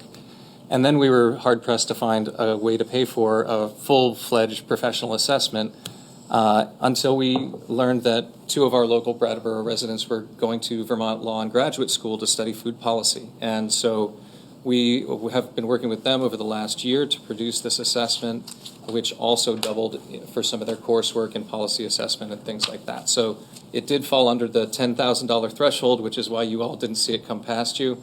$10,000 is also the limit of my budget, so you won't see those things generally because I'm too poor to bring you cool stuff. But in this case, we're really grateful for having people who are familiar with the community and knew how to navigate the stakeholders, and excited to present some of the results for you tonight. The final report we expect out April? Early March. Okay. Great. Cool. We do have a presentation if you're able to pull that up. Okay. Hello, everyone. I'm Emma Bliss. My pronouns are she, her. So I'm a Vermont local. I'm born and raised here in Brattleboro. I'm a farm owner. I've worked in the food system here for quite some time. Stephen mentioned I have a master's degree in food and agriculture law and policy. And this is my colleague. I'm Carissa. My pronouns are they, them. And I have been living in this region for the past 5 years, mostly involved in the food security aspect of the food system. I'm also a registered dietitian, so I bring a nutrition and health background. And I also have a master's degree in food and agriculture law and policy from Vermont Law School. Cool. All right. Great. So we're going to present to you an overview of our project and a selection of the findings, basically some of the themes that came up and some of the recommendations. So the purpose of this project was, as Stephen mentioned, to kind of shift the focus about the farm and food system in Brattleboro to one about long-term resiliency, not just short-term need meeting, but how can this really vibrant local food system, what we have, how can that really be meeting the needs of the community and the people who are working in it. So we were hoping to look really holistically at the food system, looking for gaps, obstacles, opportunities, and also kind of highlight some work that's already happening. There's a lot of really amazing work going on in Brattleboro in this area. So this assessment, the document, is an information resource for planning, for private sector development, kind of as a snapshot in time of what this sector looks like now. We're providing recommendations. Our idea behind that recommendation is not that one single entity is going to single-handedly implement these recommendations, but that they will be a starting point for collaboration and will kind of generate ideas and actions. And there also is those recommendations are an indication of where there is energy and desire to move towards already in the community. So something to build off of. Next slide. So I'll talk a bit about the structure and timeline of this project. As Stephen and Emma said, we've been doing this for about a year. We initiated the project formally in January, and we started with data and policy aggregation and analysis. And I just want to start off with the intentionality that we had of bringing in and involving stakeholders, people working, living in the Brattleboro food system from the beginning. We sent out emails to many people, invited them to 2 different calls that happened in the beginning of the year. We got to have conversations about, what would you like to see come out of this project?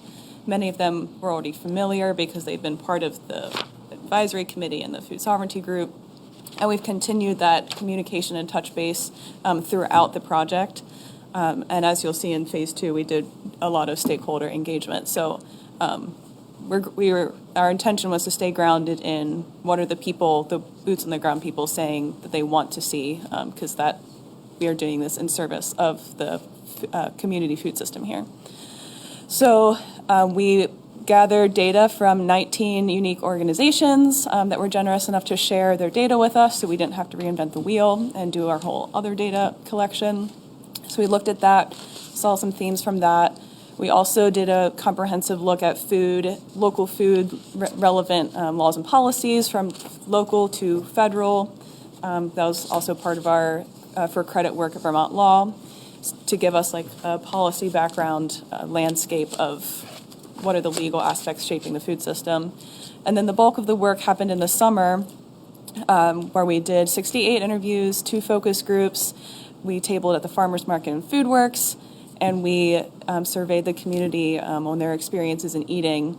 And that data collection was really the bulk of what informed our recommendations and the themes that came up from people's direct voices and their comments.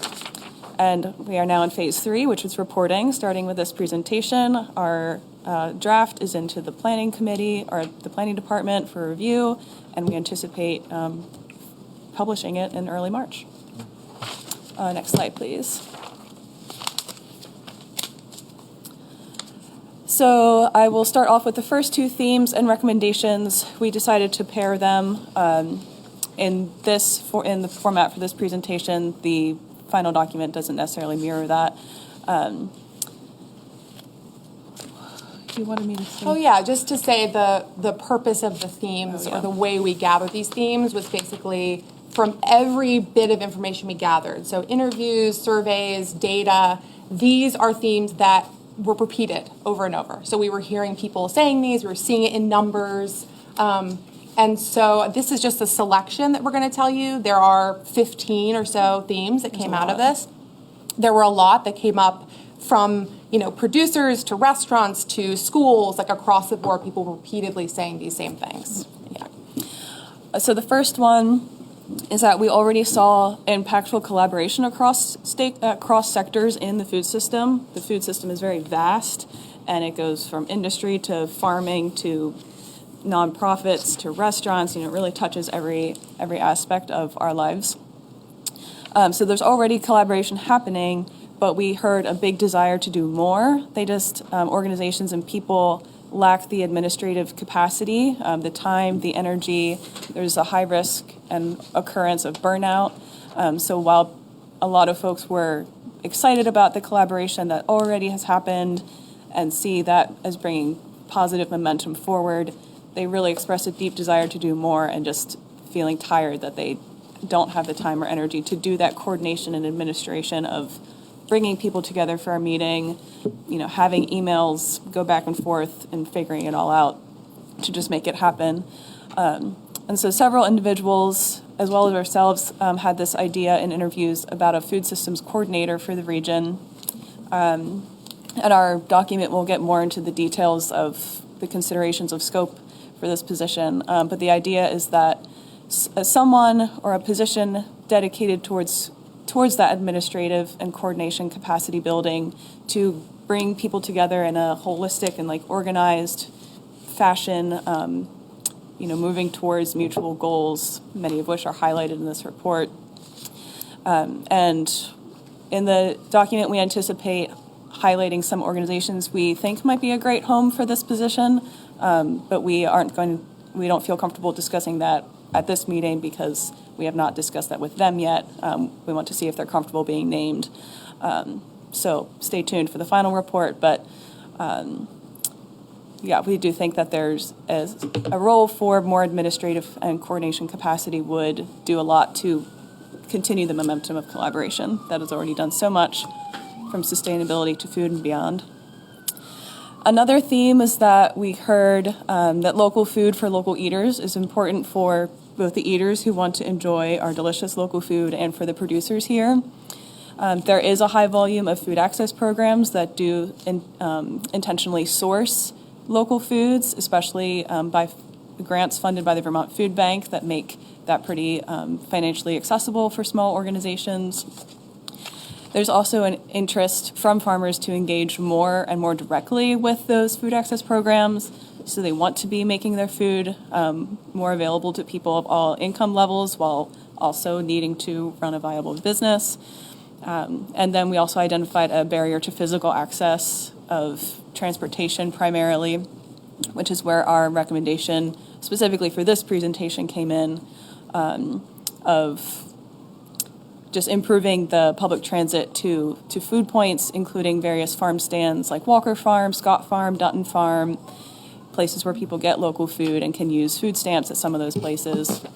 And we heard that you've already done this, so this is exciting, but a winter expansion of the route over the winter to Winston, Prouty for the winter farmers market is much appreciated, and awesome to hear that that's happening. Two other points to note were people expressed interest in the bus going later in the evening to 8 p.m. and also having a Sunday route, as a lot of people do grocery shopping on Sundays. Mm-hmm. Next slide, please.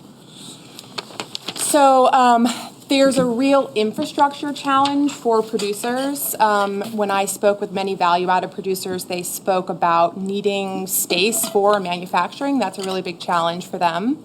But there's also a community need for shared infrastructure space. Many surveys showed that eaters didn't have kitchens that could adequately prepare the food that they were buying, and they needed a space to go to prepare that food. And so we think that there is a need for a basically multi-purpose space for food system activities. So that space could be a retail location for producers in Brattleboro that want to expand into the retail space. A number of value-added producers really want to do more in-town retail, but it's very expensive to have your own shop, storefront. It's a big risk to take that on. We also have a lot of farms that we interviewed in the surrounding area and the towns around this town proper of Brattleboro that have CSAs that they rely on Brattleboro customers. So they have pickup locations in Brattleboro, but that's tricky to coordinate, and so having a space where they could have one location they could have pickups from. This space could also have a commercial kitchen that would be really helpful for small-scale value-added producers who are no longer able to prepare food in their homes. They need a space that is up to health and safety standards. And then also that commercial kitchen could be a place for individuals to prepare food, to store food. Food storage is a really big challenge for individuals and businesses alike. And then because the farmers markets are a really, really key food access point, because they have so much amazing food access programming that brings in many different income levels, we see the need for a middle of the week summer farmers market in downtown. So we'll talk about this in report. There are a number of locations in the town that could be potential places for this kind of multi-purpose space. But it would kind of kill many birds with one stone, for lack of a better term. There, of course, are specific solutions to each thing, but this would be like a joint space. So also, there kind of is this tension point in our report between prioritizing local eaters and needing out-of-state income. Brattleboro our location means that we kind of tap into this agritourism, but there's also this really strong relationship that producers talked about with their local community eaters, how that is so important to their business. But for the stability of their business, they also really need that extra income that comes from out of state. So one kind of solution to this is we think there should be a landing page website for the Brattleboro Farm and Food System. This website would be both a resource for community members who are looking to get access to the programs that there are. There's a lot of programs, but not everybody knows where to look for them or how to get involved in them. And then could also kind of tell the story of the Brattleboro Farm and Food System for people who are out of town. That was a phrase that was used by producers a lot. They need help telling the story of this food system so that when people come here, they understand how special it is, they understand how to tap into it, what activities there are to do, activities that farmers have chosen to make available and accessible for out-of-state people. Yeah, next slide, please.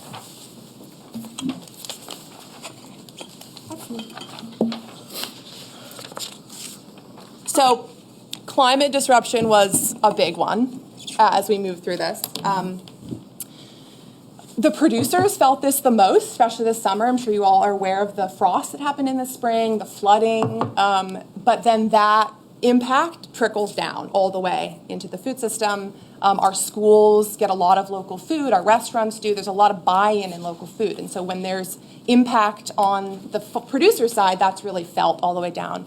And so a lot of producers were having to invest in climate adaptation technology, improve drainage, changing their growing methods altogether, changing what crop varieties they're growing, and that's expensive. It's really expensive to do that. It's a big risk for them to put money towards something like that in 1 year.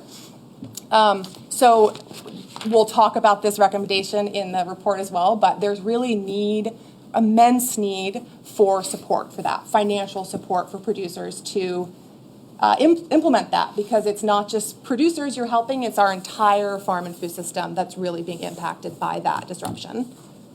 And building on that nicely is that we've discovered, which isn't news to anyone, that our schools are a really exciting place where multiple aspects of the food system come together and where those effects of our producers are felt by the youngest members of our community.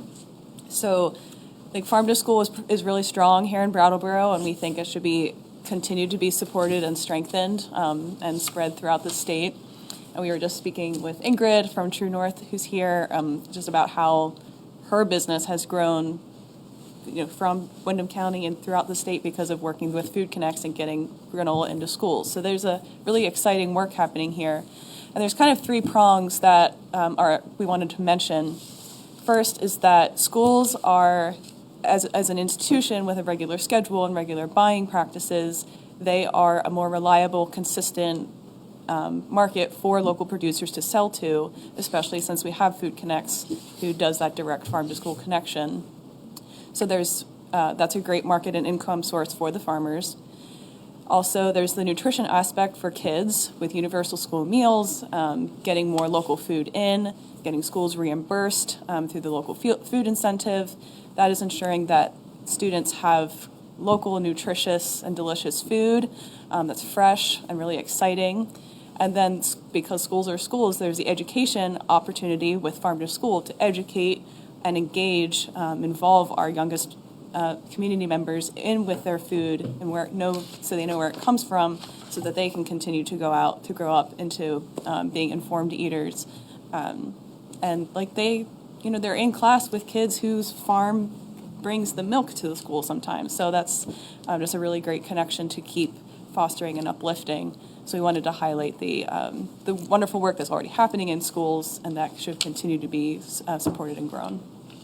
So the last one is labor shortage, which this is an issue not just in the farm and food sector, but many people we interviewed spoke to this issue, especially producers, restaurants, markets. There are many reasons for it. People talked about general low population density, lack of young people who are able to work or willing to work, and then also businesses having a hard time providing competitive wages, some of them, because they themselves are really financially strapped. So, and this is an area, we wanted to put this on here because it definitely came up really repeated and a lot of times, but there needs to be more investigation into this. We, at numerous points, had to stop ourselves from going down huge rabbit holes of areas that really need their own assessment, but just wanted to note that the farm and food system is very much a part of this issue, the labor shortage, and it's a concern. It's definitely a concern. And I wanted to add here of when we heard in Stephen's presentation about the crop mobs and the trail network too, but bringing more together, making that hub of volunteers who are willing and able and want to work volunteer in the food system, because the charitable food system, for lack of a better term, is heavily reliant on volunteers. And so it's the generosity of people's time, too, that's also uplifting the movement of food around the community. So that's the end of our presentation. Just want to say that there are many more themes, and we're going to release this, as we said, beginning of March. So that will be public. We've already submitted a draft. We're happy to hear your ideas, and we'll take into consideration anything you say. We're pretty far in the process. We're excited to share it with you. But, that's all we can. Thanks for having us. Thank you. Yeah, excellent. Thank you so much for the presentation. No motion. We can just have questions or comments. I guess just very quickly, are you going to come back to the board with the final, or we can if that is something we don't have plans time for to. Yeah, we can. I think if that is the plan, then that maybe will shape how we discuss it now. I don't know, but we haven't been discussed whether or not we're going to do that. So I'd say maybe pretend that we're not, or I don't know, and ask us what questions you have now. Yeah. All right. Excellent. Liz? Well, thank you both. This is very interesting. It all led me to ask whether in your report you will explore the various programs and resources of the Department of Agriculture federally and at the state level, because I would imagine that there might be solutions to some of your identified problems within the state and federal government agriculture programs? So one of the reasons, not just because we were completing a master's degree, but one of the reasons we started with law and policy is because of that, to kind of look at, state, federal, regional, and town plans, and to see what there already was going on and what implication that would have on a locality. I don't want to go too deeply into this, but one of the themes that we have kind of identified is that southern Vermont, southeast, southwestern Vermont, we are a little bit in an island in terms of the reach of some state-level programs, not just government programs, but also UVM Extension, NOFA Vermont. There's sort of this barrier that we don't really get a lot of that funding, a lot of that programming. We're kind of in a blind spot, partly because we're sort of considered as part of Massachusetts. That's kind of like a colloquial belief, I have to say. And so we don't get the same attention. So there is some programming, but the outreach that's coming from the State House, there's a limit to that, where that's actually reaching down to Brattleboro is limited. There's also a difference in the type of agriculture and the type of activity we have here, so programs aren't necessarily designed. Federal programs aren't designed for the state of Vermont anyway, because we're so tiny. They're designed for large corn farms out in the Midwest. So there is a multi-layered challenge of really utilizing the state and federal resources that are available in specifically southern Vermont. Not saying we shouldn't try, but there are many layers of barriers. Yeah. So from what I'm hearing is maybe we should bring up with our legislative delegation Absolutely. your issues so that we can be not only heard but seen and, and fed. They are aware of our project, and they Yeah. are excited to receive our document when we're done, or the final report. We did speak with Becca Ballant about it, and she was interested. So yeah, part of it was we were talking to people about it, and we were saying, hey, we exist, and there was sort of an acknowledgement of, oh, yeah, we don't have any agents down there. That's really interesting, and people weren't really aware. Oh, there used to be one, but I think he retired. From the Agency of Ag? Yeah. Yeah, there's a number of UVM Extension people at Winston Prouty, but they all also acknowledge that they sort of have a lack of outreach to farms in this area, which is very interesting. So. Thank you very much. Yeah, thank you. Thank you, Liz. Other board members? Franz? Thank you for joining us tonight. So a number of points that you raised, I think, require financing. But you didn't really talk about that. Where are you planning to get the money from? So we were hired as researchers, is my answer to that. We were not hired as planners. So the purpose of this assessment was to be a resource for future planning. So that's outside the purview of our... Somebody else can deal with that. Yeah, that's what you want to say. And for organizations who all contributed through their time in the interviews to these recommendations and ideas, someone might not, as they read it, might feel like, oh, I'm not siloed in my organization's dream of this happening. There must be multiples thinking about doing this. Maybe we should contact Carissa and Emma and see if they can put us in touch with any of the others who would be interested in doing this. And then we can talk to Stephen and the library about getting grants. We're trying to foster collaboration, especially with the help of more just administrative coordination of, it doesn't all have to come from the town's finance, from the budget. Probably most of it, a lot of it will not. Well, that's good. Yeah. So, even though the setting up of the network that you just described is going to take some financial resources, it sounds like, you want to create this coordinator position, et cetera, et cetera.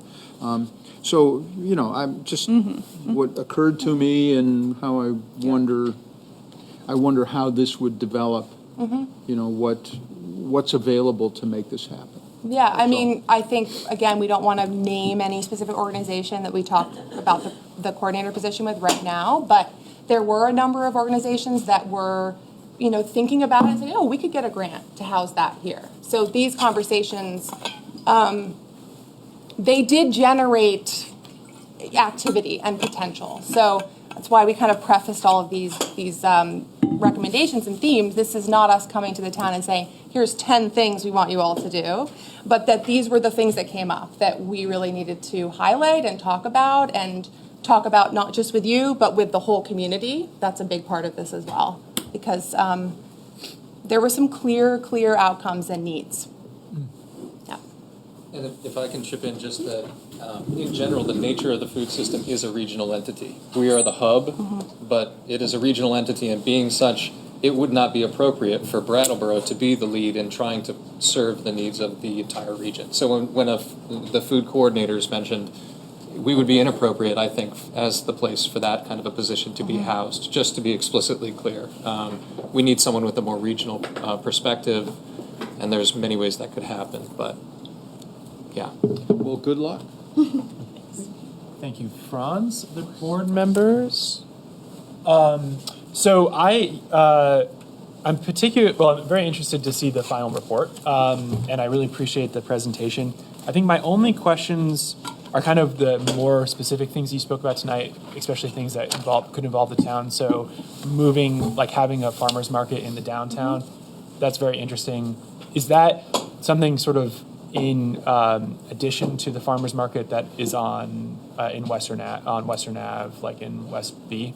Yeah. The weekend, yeah. Yeah. Yeah. So would it be, was the interest or the need that you heard about having it like on a weekday or something, or was it just the location being in There's the a downtown? point made across people that the summer farmers market is great.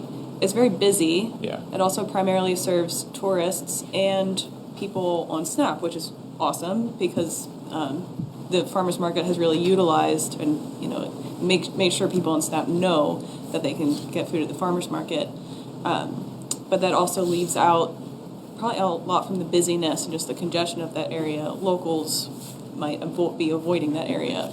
So a place that fits a local schedule of being downtown midweek can quick stop by, be less busy, and also people who are above the eligibility limit for SNAP, so they don't have that same draw. The convenience of timing and location would be important for them. Okay, that's really, I think that's really, I've had sort of a similar thought on my own, but it's really cool to hear it's actually coming from other people. If I can just add to that too, from a producer's perspective, there are a lot of producers that really, the farmers markets are a really important market for them, source of revenue. And so many of them are from outside of the town of Brattleboro. So just having another platform for them to sell out is really important as well. Yeah. Well, there used to be a Wednesday farmers market, wasn't there? Exactly. Yeah. And I don't know what happened to that. It was when I was younger for years, yeah. And from my perspective, I remember it being very vibrant. Do you remember what? If you're going to talk, you got to stand up at the mic. Sorry, Ingrid. No, you don't cover it. That defeats the purpose of talking. We've been members of the farmers market for 17 years now. We're going on our 18th year, and we're totally dedicated to this market in particular. We've had a midweek market in town. It got moved around trying to figure out where would be the best location. For a while, we used the NEYT parking lot there with a big circus tent that was designed to attract attention. For a number of years, we used the co-op parking lot for that midweek. And then there was a time when we used the building that is called Marketplace downtown now. And none of those were very successful for us. We've had many iterations of a midweek market, and we haven't figured out why. They haven't been that successful. I think if we could figure it out, we would do it. Yeah. There is a winter market now. It is totally separate from the Brattleboro area farmers market. It's not the same organization. And they're doing very well, we think. They're up at the Austin campus now, and I think they're bringing in lots of folks, which is great. They have some innovative programming happening there, too. Yes, they do. Many different programs. Yeah, they've made good use of that location. And I just want to say, since we're currently part of Northwestern Massachusetts, I think you should go after Massachusetts for more funds. Yeah, that's exactly what I was thinking. We will. Yeah. So I'm excited to see more about that. And then I think the only other thing I wanted to comment on was, the CSA pickup. So was the need that you heard about having like one place where multiple CSAs, like where could be picked up in like one place? Basically, there are a number of Brattleboro farms that are not in Brattleboro that all have pickup locations in the town of Brattleboro. And that's a lot of coordination, and that is them coordinating with different organizations that are willing. The route has been really wonderful in allowing people to pick up there. I think the feeling is just that having one place would be much easier, to just know that this is where that happens, and there doesn't have to be, again, it's that administrative capacity that nobody really has extra time to be like, okay, is that, can we, that's my answer to that. Yeah, no, that's really interesting. Cool. Those are and I'm looking forward to reading the full report when it comes out. Thank you. I'm going to just see if we have any other questions or comments from the public. And I don't see any. And I don't see any other hands from the board. So thank you so much again. Thank you so much. Appreciate it. Thank you. Okay. We're going to move on to new business agenda item 8E, which is a vacant building ordinance discussion. And I'm going to turn it over to one John Potter. Thank you, Ian. Vacant building ordinance. So the staff hear about several vacant properties routinely over and over again. We hear about and that as an issue. We were asked by some board members to do some initial exploration on this. We wrote it up in the backup materials. There's a memo tonight.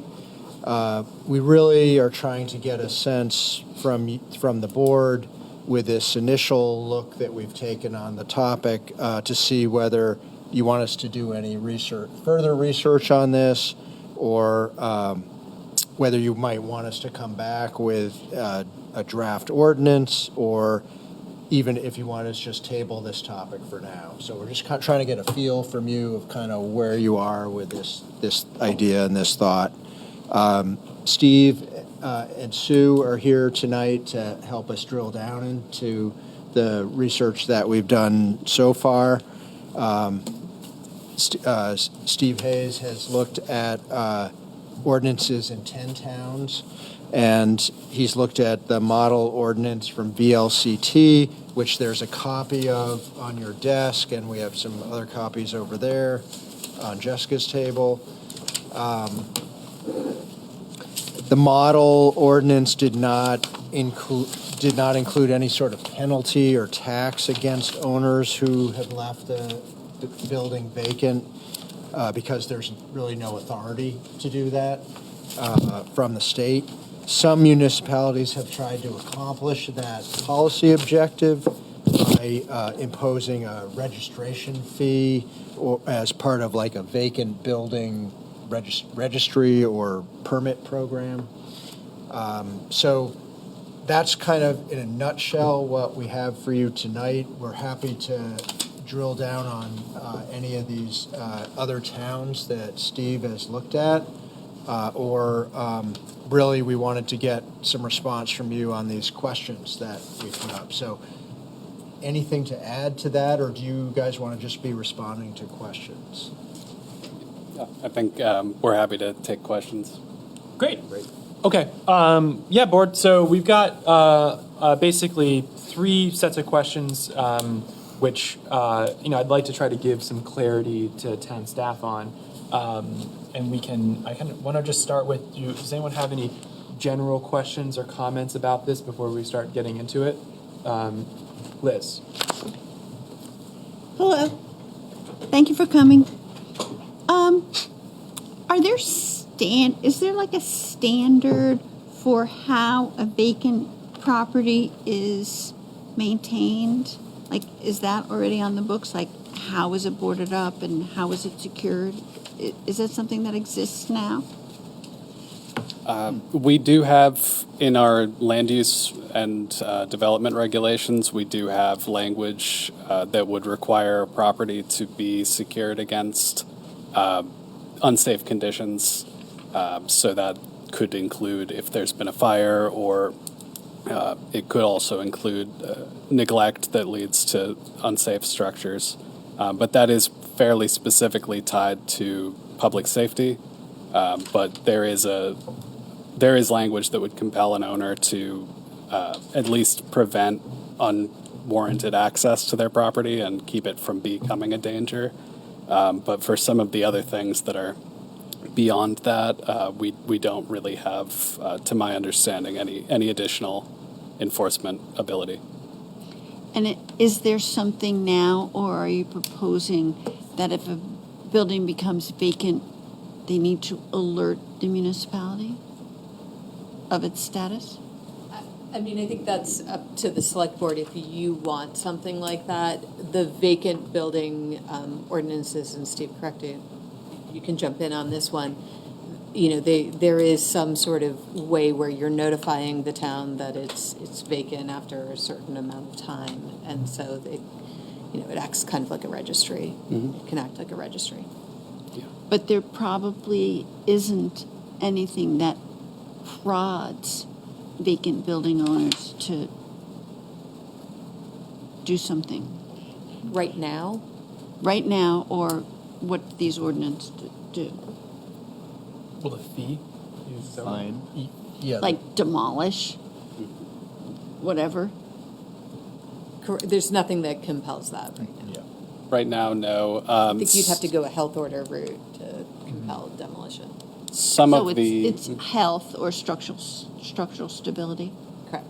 Right. Some of the alternatives that other communities have adopted do provide for an ability to compel that for just public nuisance as far as they define it in their own ordinance. And so that would take it away from a direct health or structural safety nexus that they would have to be able to say that's a problem to actually compel an owner to do something. But we don't currently have that authority. Well, I would just say I was generally interested in some of these topics. Okay. Other general questions, board, or we can just get into it?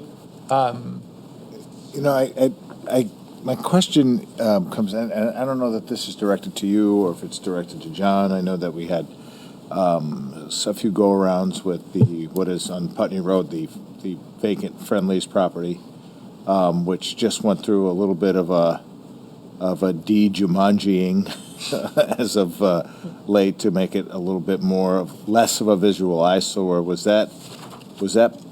How did that come about? That was. So, Brian Bannon, the zoning administrator, has been in contact with them and kind of with some pressure of, it's not looking good. You need to clean it up, secure it. What about demolishing it? We know it needs to be demolished. So that is just working with the property owner. That property transacted recently. There's a new owner, and Right. she was more receptive to cleaning up the property. So there's kind of constant communication between our office and property owners, trying to encourage demolition, trying to let them know that we have housing needs and giving them resources. Sure. Sometimes it just takes a long time. So the cleanup wasn't actually from the previous owner. No. The cleanup was as a result of somebody buying it, probably wanting to stay in good stead and fair with the town, and responding to Brian's request to just kind of, let's Yeah. get it buttoned up a little bit. Yes. Yeah, so I think that. And that property is being marketed. I'm sorry, I didn't mean to interrupt. No. I mean, that's a really good point. Of course, nobody's going to buy a shrub with a building in the middle of it, right? So, but I'm just wondering if that shines a little bit more of a light of having something like this in play to kind of keep that conversation, if something is sitting open for too long, kind of stimulating and giving some sort of a recourse to making sure that things remain a little presentable. So, thank you. Great. I'll speak to. So I'm very interested in this. I think every single one of the potential ways that abandoned or vacant properties can damage the town and the municipality that are identified in the first question, I'm interested in addressing with an ordinance. I think it seems like VLCT has drafted these ordinances for other municipalities, or they're providing us with a general one that is then edited by the select board or a planning department or something, based on what I reviewed in the memorandum. So do you have, I don't know if we've talked to VLCT yet, or if that's something that could be a next step, that we just get them to draft us essentially the latest version of what an ordinance like this looks like, and then we could add any additional language we wanted. That would be something I'd be interested in. Yeah, I mean, I don't see any reason why there needs to be any delay, especially if VLCT already has done this work, and it's simply asking them to provide us with some language. A couple questions I had were just, you identified some of these as cities in the memo instead of towns. Do them being cities give them a different, is there a distinction there that matters, us being a town versus these other places being cities?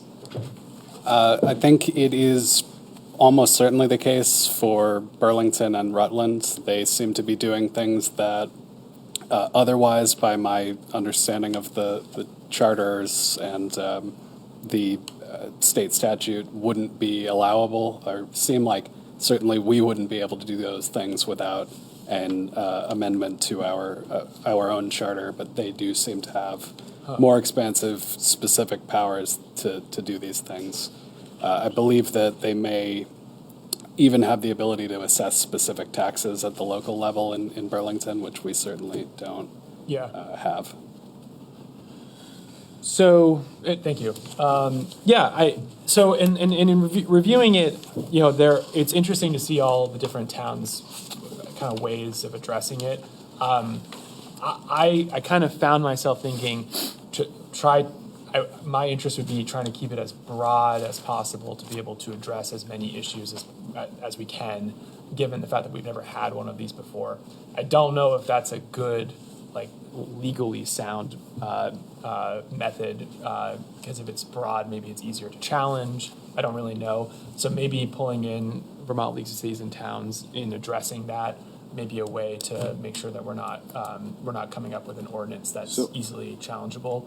I guess the question would be so what would the objective be to doing this, right? Why would we do this? And I think there's several ways that we can frame this and address it. I mean, first and foremost, it's potential public safety hazard, right? If a building is sitting open, people can go in, if we're being realistic on how abandoned properties are treated, then I think that's one faction, and I think if you lead with that kind of an argument, that makes structuring something like this a little bit, it makes it more important. Yeah, I think public safety is one. I think lost municipal revenue is a huge one. That's it's a little bit less, it's a little harder to quantify, but simply vacant or underused properties just aren't good for the town. No, it's an eyesore. Yeah. First of all, it's blight. But second of all, I was thinking about you said, I think it needs to be broad so that we couldn't be accused of targeting a specific property. And that's why, land use is not targeting a single property would be appropriate. Yeah. Daniel. Thanks. I must say, when I read the memo and saw the topic, I was not like, oh, yes, this is something we absolutely have to get to right away. But upon reflection, I would say that, if we could, it seems like there's enough support for at least proceeding a little further down the road. So, let's get our attorney to take a look at what we are legally, able to do and understand that. Number two, I would like us to contact some of these communities that already have these ordinances and find out about the effectiveness of them. What can we learn from their missteps, perhaps? And thirdly, I would say, what is our goal? Maybe there are multiple goals, right? Reduction of blight being one of them, increased public safety being another. But I would say that in regards to our housing shortage, any properties that are abandoned or vacant that are, impeding growth of housing, that's a major problem. And then, the other side of that is commercial properties. So if there are commercial properties sitting empty where there could be, new vibrant commercial energy, then I would love for that to be possible. That's maybe a little more like, I don't know, maybe the market takes care of that. It sounds like somebody bought this old shrub with a building in it because they have some kind of like commercial intention.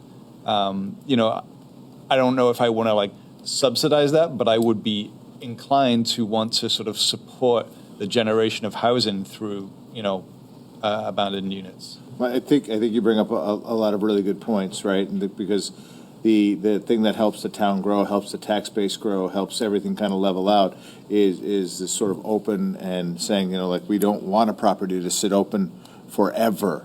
Sporties, the old Home Depot location, now this, you can just rattle all these places that just seem to be kind of falling in on themselves. And if as you suggest, looking for alternative uses and not subsidizing, agreed. Incentivizing. But incentivizing people to kind of come in and make moves on this. And I think with something like this and some language worked into an ordinance like this, I think that helps advance that conversation and helps us get it closer to where we would like to be. It's a real shame that Friendly's closed down. How many years ago now? $1 million. How many? $1 million. Yeah, at least, right? It really is just an eyesore. And then the chains popped up around it, and as Liz pointed out, it's blight. It's not good. It's not a good look for our town. Liz. The other thing that's interesting about your memo, Stephen, is about the charter. If we pursue this, we want to be able to change, and we want to change the charter. We need to do that in time to add it to the wish list of charter changes that the Charter Commission's coming up with. Yeah. It's my understanding we don't need to change the charter currently.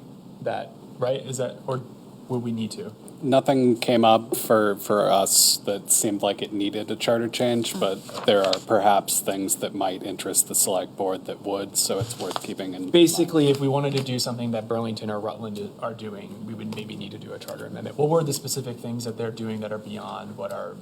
They're fining. No, we can fine and... I don't believe that either of those cities, from what I've seen of their ordinances, are actually doing anything that seems necessarily outside of what we'd be allowed to do, but they have the power to enact additional enforcement capabilities that we would not have, or at least that's what we were hearing from VLCT. Okay, so it's more about what they could do then. Okay, so we wouldn't even, and I think that's, just to speak to it for a moment, and Danielle, I see your hand, it's just, I hear the incentives and the carrots are important, and I think it's just having some sort of enforcement that we're statutorily allowed to have, and the town has just not chosen to do this, where we do see that this negatively impacts our community. I really think that we should take every tool we can and utilize it to try to better Brattleboro. I think that's a little bit of the, I kind of wonder to myself why we haven't brought this up in the last 4 years I've been on the board. I'd like to see this, and that's, I think, the urgency is more like, why don't we just do this? And if VLCT is already doing it for other communities, why not Brattleboro? Yeah. Right. So, yes. I guess when I ask for some sort of legal review of this, it would be looking at these examples that you gave, Steve, of other communities. Are we legally able to do all of those things? To what extent? My understanding was our charter already gives us plenty of powers in this regard. And then, the carrot and the stick. Yeah. And a substantial carrot and a reasonably substantial stick. Yeah. So long as we can back it up, right? It's like, Do you have the capacity to? Yeah. That's true. Yeah. Franz? I think I'm just echoing what I'm hearing from others, that we should take a maximalist approach to this, find out what's the most that we can do, and, have sort of a list that we can choose from. Maybe we don't want to do everything that's legally possible in terms of an ordinance, but I'd want to know what's possible. And then think about, okay, if we adopt these specific things, what will that enable us to accomplish? And are those the things we want to accomplish? And I think getting in touch with the other towns, as Daniel said, we might learn something about pitfalls, but we might also learn a lot about successes. And I'd be really interested in hearing from towns where they've done something that's really helped. I agree, yeah. Daniel? Just adding on to that. So, like, there's a goal here, and the goal is to have, commercial and residential activity, new commercial and residential activity. So if we were to talk to those towns and learn that actually it didn't spur either of those things whatsoever, maybe it helped from a public safety point of view, I'd want to hear that. Yeah. Right? Like, it may not be the tool. I think, and if we did hear it, is it our responsibility? And probably the answer is no, to figure out, well, would that get replicated here, or could we do it slightly different, or could we put more focus on it to make sure that this thing, which is a good idea, is rolled out properly and is enforced properly and it's written properly? I mean, I don't think that we give up on an idea because Burlington said, that didn't move the needle for us, but maybe it moves the needle for us. Yeah, I think it's part of the conversation, Right. depending on what Exactly. comes back. So I think what I'm hearing is, can we have a broad draft ordinance that addresses can it legally address both blight, public nuisance properties, but then also underutilized or vacant properties, which we understand are kind of two separate issues, but are sort of one and the same in the sense that hopefully they can be both addressed by the same ordinance. Could that all be addressed in a broad way? Could something come back to the board that had sort of like all of those options in it, so that when we're considering it, we could maybe knock stuff out if we didn't think it was a good policy decision to have it. But could we have that come back to the board as like a working document? Yeah, I think that's good. I think if we have it all, we know our town best, and we can then apply it to our town. Is that clear enough? Is that reasonable? Yeah. All right. And if with that, if there could be some conversations with the other communities that have these, and if there's anything you learn from that can be incorporated into that working ordinance document, that would be very helpful. Besides that, board, John? I hear you and Peter and Liz and Daniel. Pat and Daniel. Ron, everyone. Yeah, Okay, great. Thank you. Okay. Yep. Other final comments on that? I don't think we need a motion. No, we got I think that's fairly clear. That should be Okay. plenty to work on. Okay. Thank you very much. Really appreciate it. And we're going to move on to new business agenda item 8F, which is the 250 Birge Street project contract amendments. And am I going back to you, Sue? Back to me. Hey, thanks for sticking around. Yeah. Oh, yeah, that's a better chair. Yeah, it is. Higher up for short people like myself. Welcome back. Hello. So, 250 Birge Street, our floodplain restoration project, is moving along, but there are some cost increases that I wanted to talk to you about tonight because we're kind of in this in-between space where we are required to do more work. It's being required from FEMA, and we're not quite in the place where FEMA has approved the additional money for this work, but FEMA takes a long time, and we have every reason to believe that they're going to approve the work because it is their requirement to do the work, but just wanted to bring it to the select board's attention. In terms of archaeological work on the site, the State Department of Historic Preservation and FEMA had required a lot more field work to the tune of about $205,000 plus a little bit more. So that was not only the field work, but the curation of all the artifacts that they found on the site, which is about 12,000 artifacts, a lot of nails, a lot of broken glass. We're talking about artifacts from the late 1800s, early 1900s, in a pretty well-documented period of time, but we could not move the state off of what they wanted to see collected at this site and curated to help tell the story of.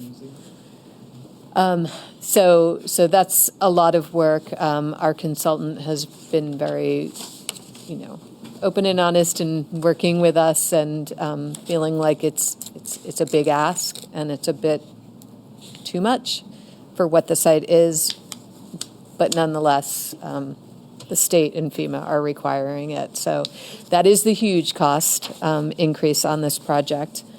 And because of some of the delays with archaeology work, the project is not completed yet, and it's kind of buttoned up for winter now, but they'll get moving in the spring, and that has increased the cost of our consulting engineers who are overseeing the work, in addition to some other FEMA requirements on their letter of map revision and some of the floodplain evaluation work. So what I'm asking is there's two motions that we're hoping that you will authorize this work to continue. Vermont Emergency Management, so this project is being funded 75% from FEMA, 25% from Vermont Emergency Management. Vermont Emergency Management has put in this request because that's their role. They have also agreed to do the cost to pay over what their match is. So they're backstopping this work in the event that FEMA would come back and say, no, we're not funding it. They don't expect that to happen. It's just going to take some time. So we wanted you to be aware that our consultants are pushing for contract amendments. We'd like to sign them and keep moving. We have to keep moving with the project. We're in it now. But just so that everybody's aware of, that. Great. Thank you, Sue. Liz. Thank you, Sue. So Hartgen has said to this, you all have asked the FEMA and so forth to back down from the enormity of this work, and they said no. We've pushed a couple times within in a way that we feel comfortable with, because we are not archaeologists. Just wondering if it's a good use of public funds for a pretty well-known period of history, including in this town, and FEMA is still requiring it at this time. This is what gives archaeology a bad name. Yeah.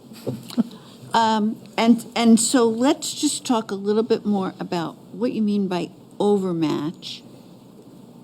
So this VEM is paying 25% of the cost. They're willing to pay more than that if FEMA is not funding it. So they're overmatching on this grant what they're required to do. And we could get stuck with this. Like, there's a potential for us to get stuck with this contract if FEMA doesn't step up. If FEMA doesn't step up, the state, they're telling us they have money and that they'll pay for it, but... All of it? That I am not exactly sure. Let me just see.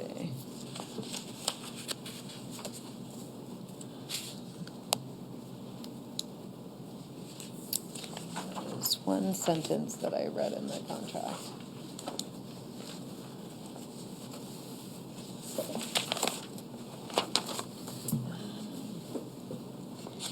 So there is a quest on their submittal to FEMA. It says, if the request for modification results in the need for additional funds to complete the project, identify the source for additional funding.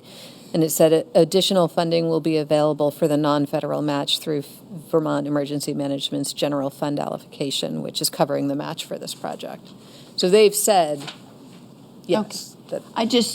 I mean, to be responsible to the taxpayer for what is essentially a questionable expense is it's difficult. And so I would want to be assured that this Vermont Emergency Management is our true financial backer.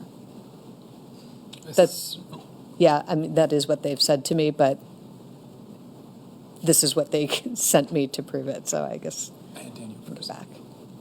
Okay.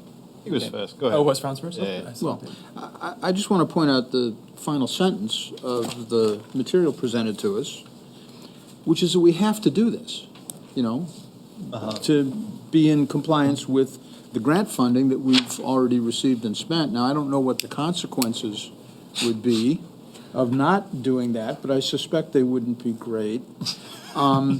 So, I mean, I read this with some skepticism. First of all, because I know where all these artifacts came from.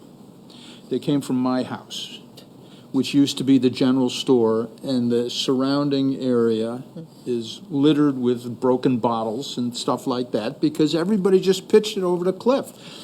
My neighborhood is at the top of that cliff above this parcel of land. So you're responsible? I was just going to say, There was so you're also a paying tenant for it? there. No, I'm not going to pay for it. I'm going to do it. I'm going to clean it up myself. And anyway, Yeah. that's a little aside. But, the idea that we're trying to preserve broken pieces of glass from 1955, to me, is in fact ridiculous. But here we are. We've received assurances that it'll be paid for by other people. Have we? Now, assurances is not the strongest term, but okay, they're people we have reason to trust or believe. I take it. And then the icing on the cake is we have to do it. That we're being required by the grantors to get this work done. And the only way we can do that is by coughing up the money and then keeping our fingers crossed to get reimbursed, which we believe will happen. So I absolutely share Liz's anxiety about this, but I don't see we have a choice. Daniel. No, it's fine. Whatever he said, it's all, Yeah, all Liz? true. I just, what type of schedule are we talking about here? So the curation is going on right now. Vermont Emergency Management let us use our contingency to kind of continue that work because the archaeologists want to do it in their off-field season, so that's now. So that curation is going on. They'll sorry, you're not talking about the project timeline. You're talking about the FEMA approving this? Yeah, or- I'm talking about how long are we in limbo before FEMA tells us they're going to cough up the money? That I don't know. FEMA is very slow. So my only. Has it been applied for? It has been applied for. It was last week. And we know these things don't move fast, but when we're throwing around the word assurance, there's an old saying that I use that 99% closed is 100% not closed. So I guess I would want to.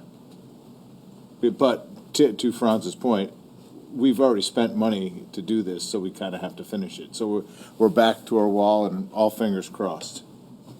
Daniel? No. I mean, these are trusted partners, right? They are. That we've worked with time and time again. And also, when are we getting our nails and bottle museum of all these wonderful artifacts that are being curated? The monitoring, the curation will go on through the spring, and then actually they have about a year to do the closeout report. Archaeology. We can bring them all in here, and we can. That's it. Ooh, no. Well, it took a long Franz time can for those find items his to old get bottle. there, so I guess they can move slow. Well, I have a little piece of history, if I may. Please. That it used to be the nails were the most valuable piece of a colonial home. And so people would burn down the house to save the nails. Well, Until finally towns decided to reimburse people for the value of the nails so that they wouldn't burn down their homes. Cool. And that's why you should stay tuned to us later because you never know what will get said. I'm going to Google test that when I get home. Are you making a motion, Liz? No, Oh, you should make them. We'll take the motion in a minute. I just want to say I agree with Franz. We kind of have to do this because I'm assuming if we don't do it, we don't comply with the grant, then we would be maybe we would be responsible for the money that we got in the grant originally. I'm actually not sure, but I'm sure if I pulled out the terms, I mean, it would not be good. It wouldn't be good. Yeah. Okay. So, So- totally agree with that. I also just want to speak, because we actually haven't spoken to this. It's a great project. So, Absolutely. I really, we're going to have, we're improving our flood resilience in the town, which is already shown to be helpful, and also it's something that's going to be more and more important as we move forward with global warming. And it's going to be like a park in a beautiful area, and I just think it's a good thing that we should be pushing this project forward, even though this is unfortunate. And then my final point is just, oh my Lord, the difference in the pricing for the archaeology is incredible. So is there anything we can learn about this? Because if we're going to do more flood restoration projects in the floodplain where there were historical things, 69,000 to 274,000 is a really crazy difference. And in the future, I think the town would rather know in advance that we're going to really be in the hole that much potentially before we step into these projects on the archaeological bit. So I'm not sure if that's something that we can take from this, or because FEMA is so slow, it's almost like you want to request more to begin with, so you don't have to do these overrun requests. I have to say, I'm entirely frustrated with the historic piece, because when we got our proposals in, there were 3 firms, and it was a pretty wide range. And we asked for some assistance, and they really couldn't give it to us. So we're like, well, we know Hartgen. We've heard of them. We know they're reputable. They were the lowest. And so that's what we went with, and now we're probably back up to where another firm was. I was going to say, so did one of them come in at around that? I think they were in the ones, but definitely still. But closer they to had that. anticipated all of this documentation in the higher bid? No, I think they had more field work. I don't think they necessarily had as many Because curation it seems like boxes. the documentation is the expensive part. Yeah, Yeah. it is the curation of it. I So would just hope that you would keep us in the loop as this goes along. yeah. Motion? And I think that once we're through this project, having a real frank conversation with the state and understanding what they're looking for, because I don't think we ever want to be in this position again. And frankly, Vermont Emergency Management has been a really great partner. They've had their flood resilient community fund. The state is putting a lot of money into hazard mitigation. And so we've been able to work with them and get that funding. If that funding wasn't available, any other town in this position, it would be really difficult. Yeah. Yeah. And we've talked with the legislators about that and Vermont Emergency Management, so they're aware. Thank you. Can we get a motion? Peter wants to call a question.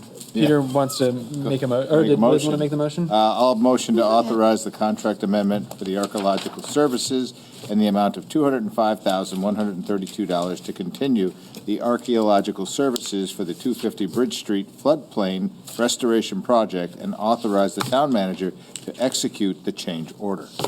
About the next part. So do you want to, can we take them both at once?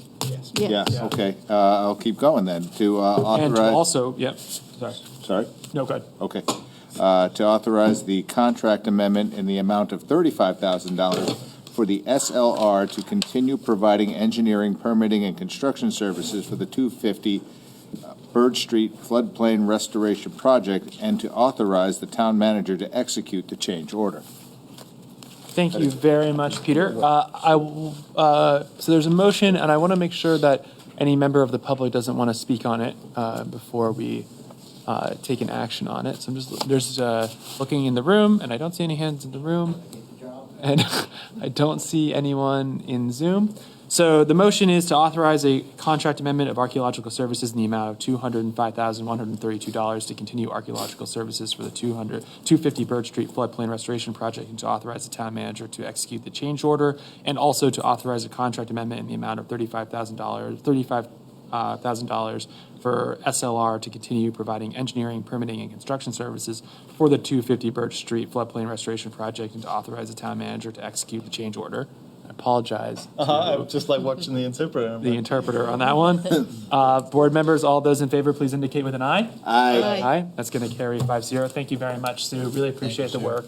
Sue, why don't you stick around?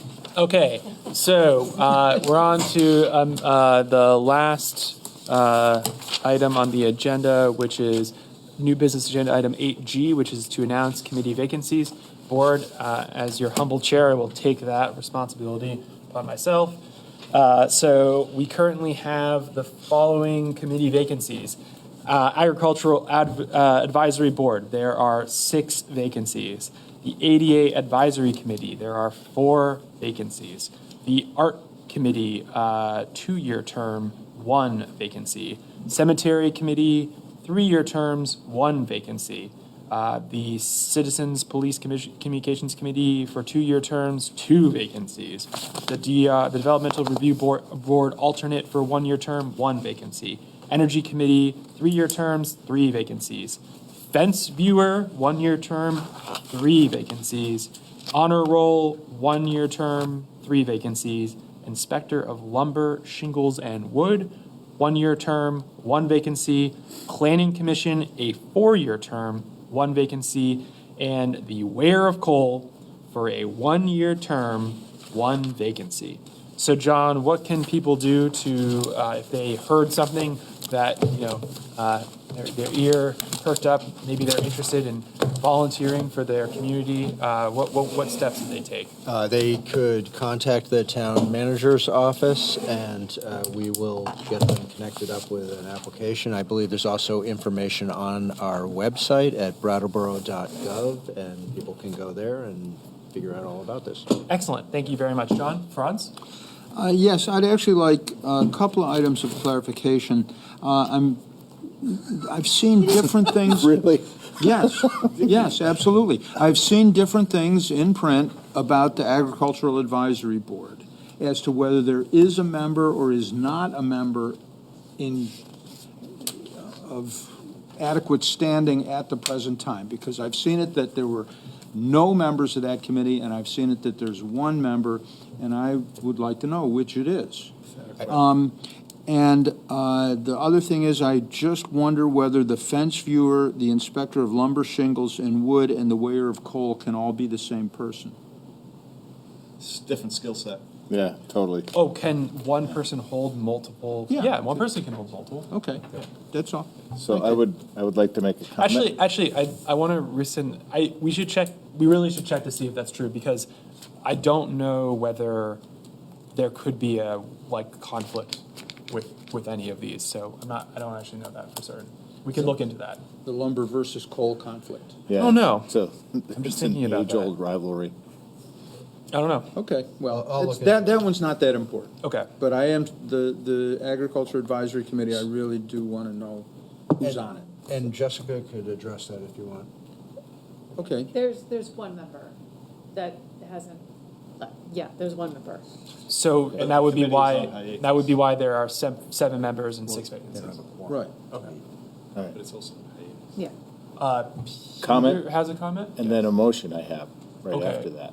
But I just want to make sure there's no one in the public who wants to ask a question on that. so my only comment is with these important pieces of our town, I would like to urge the agenda committee to put this at the front of the meeting so that there are more people who are listening at that point and haven't suffered through an entire 3-hour meeting and can actually act and maybe do that. So I would like to do this, revisit this again in the next meeting, but I would like it to be one of the first item agendas. So I would urge our agenda setting committee to consider that. Point taken. Yeah, I can, and we can read it again at the next one, at the first. Yeah. I'm actually, I will read it during chair comments. If only we had a That's the beginning of the meeting, broadcaster man. That's all I'm shooting for. read it. Yeah. I'm happy to do that. Yeah. Yeah, I think it's point taken for future agenda setting committees in the future. Put this as an agenda item early on. It takes 3 minutes. It's not a big deal, and more people will hear it. Exactly. Point taken. Point taken. I don't know why it's always at the end. I think it's just kind of traditionally been what we do. Oh, Yeah. shake it up. It's because we don't care. Put it in the middle. That'll really shake it up. Yeah, there you go. Yeah. Okay. Any other questions or comments about the committee vacancies. I mean, we could probably make this meeting go all the way to 9:30. I if you want motion to adjourn. So Peter has made a motion to adjourn the meeting. Board, all of those in favor, please indicate with an aye. Aye. That's going to carry 5-0. Thank you very much, Jessica. Really appreciate Thank you, you Jessica. subbing in. Thank you very much to BCTV. Thank you very much to our interpreters. Really appreciate that. Thanks for getting that motion in on the end there. And thank you very much, John. Yes. Yeah. Thank you, board.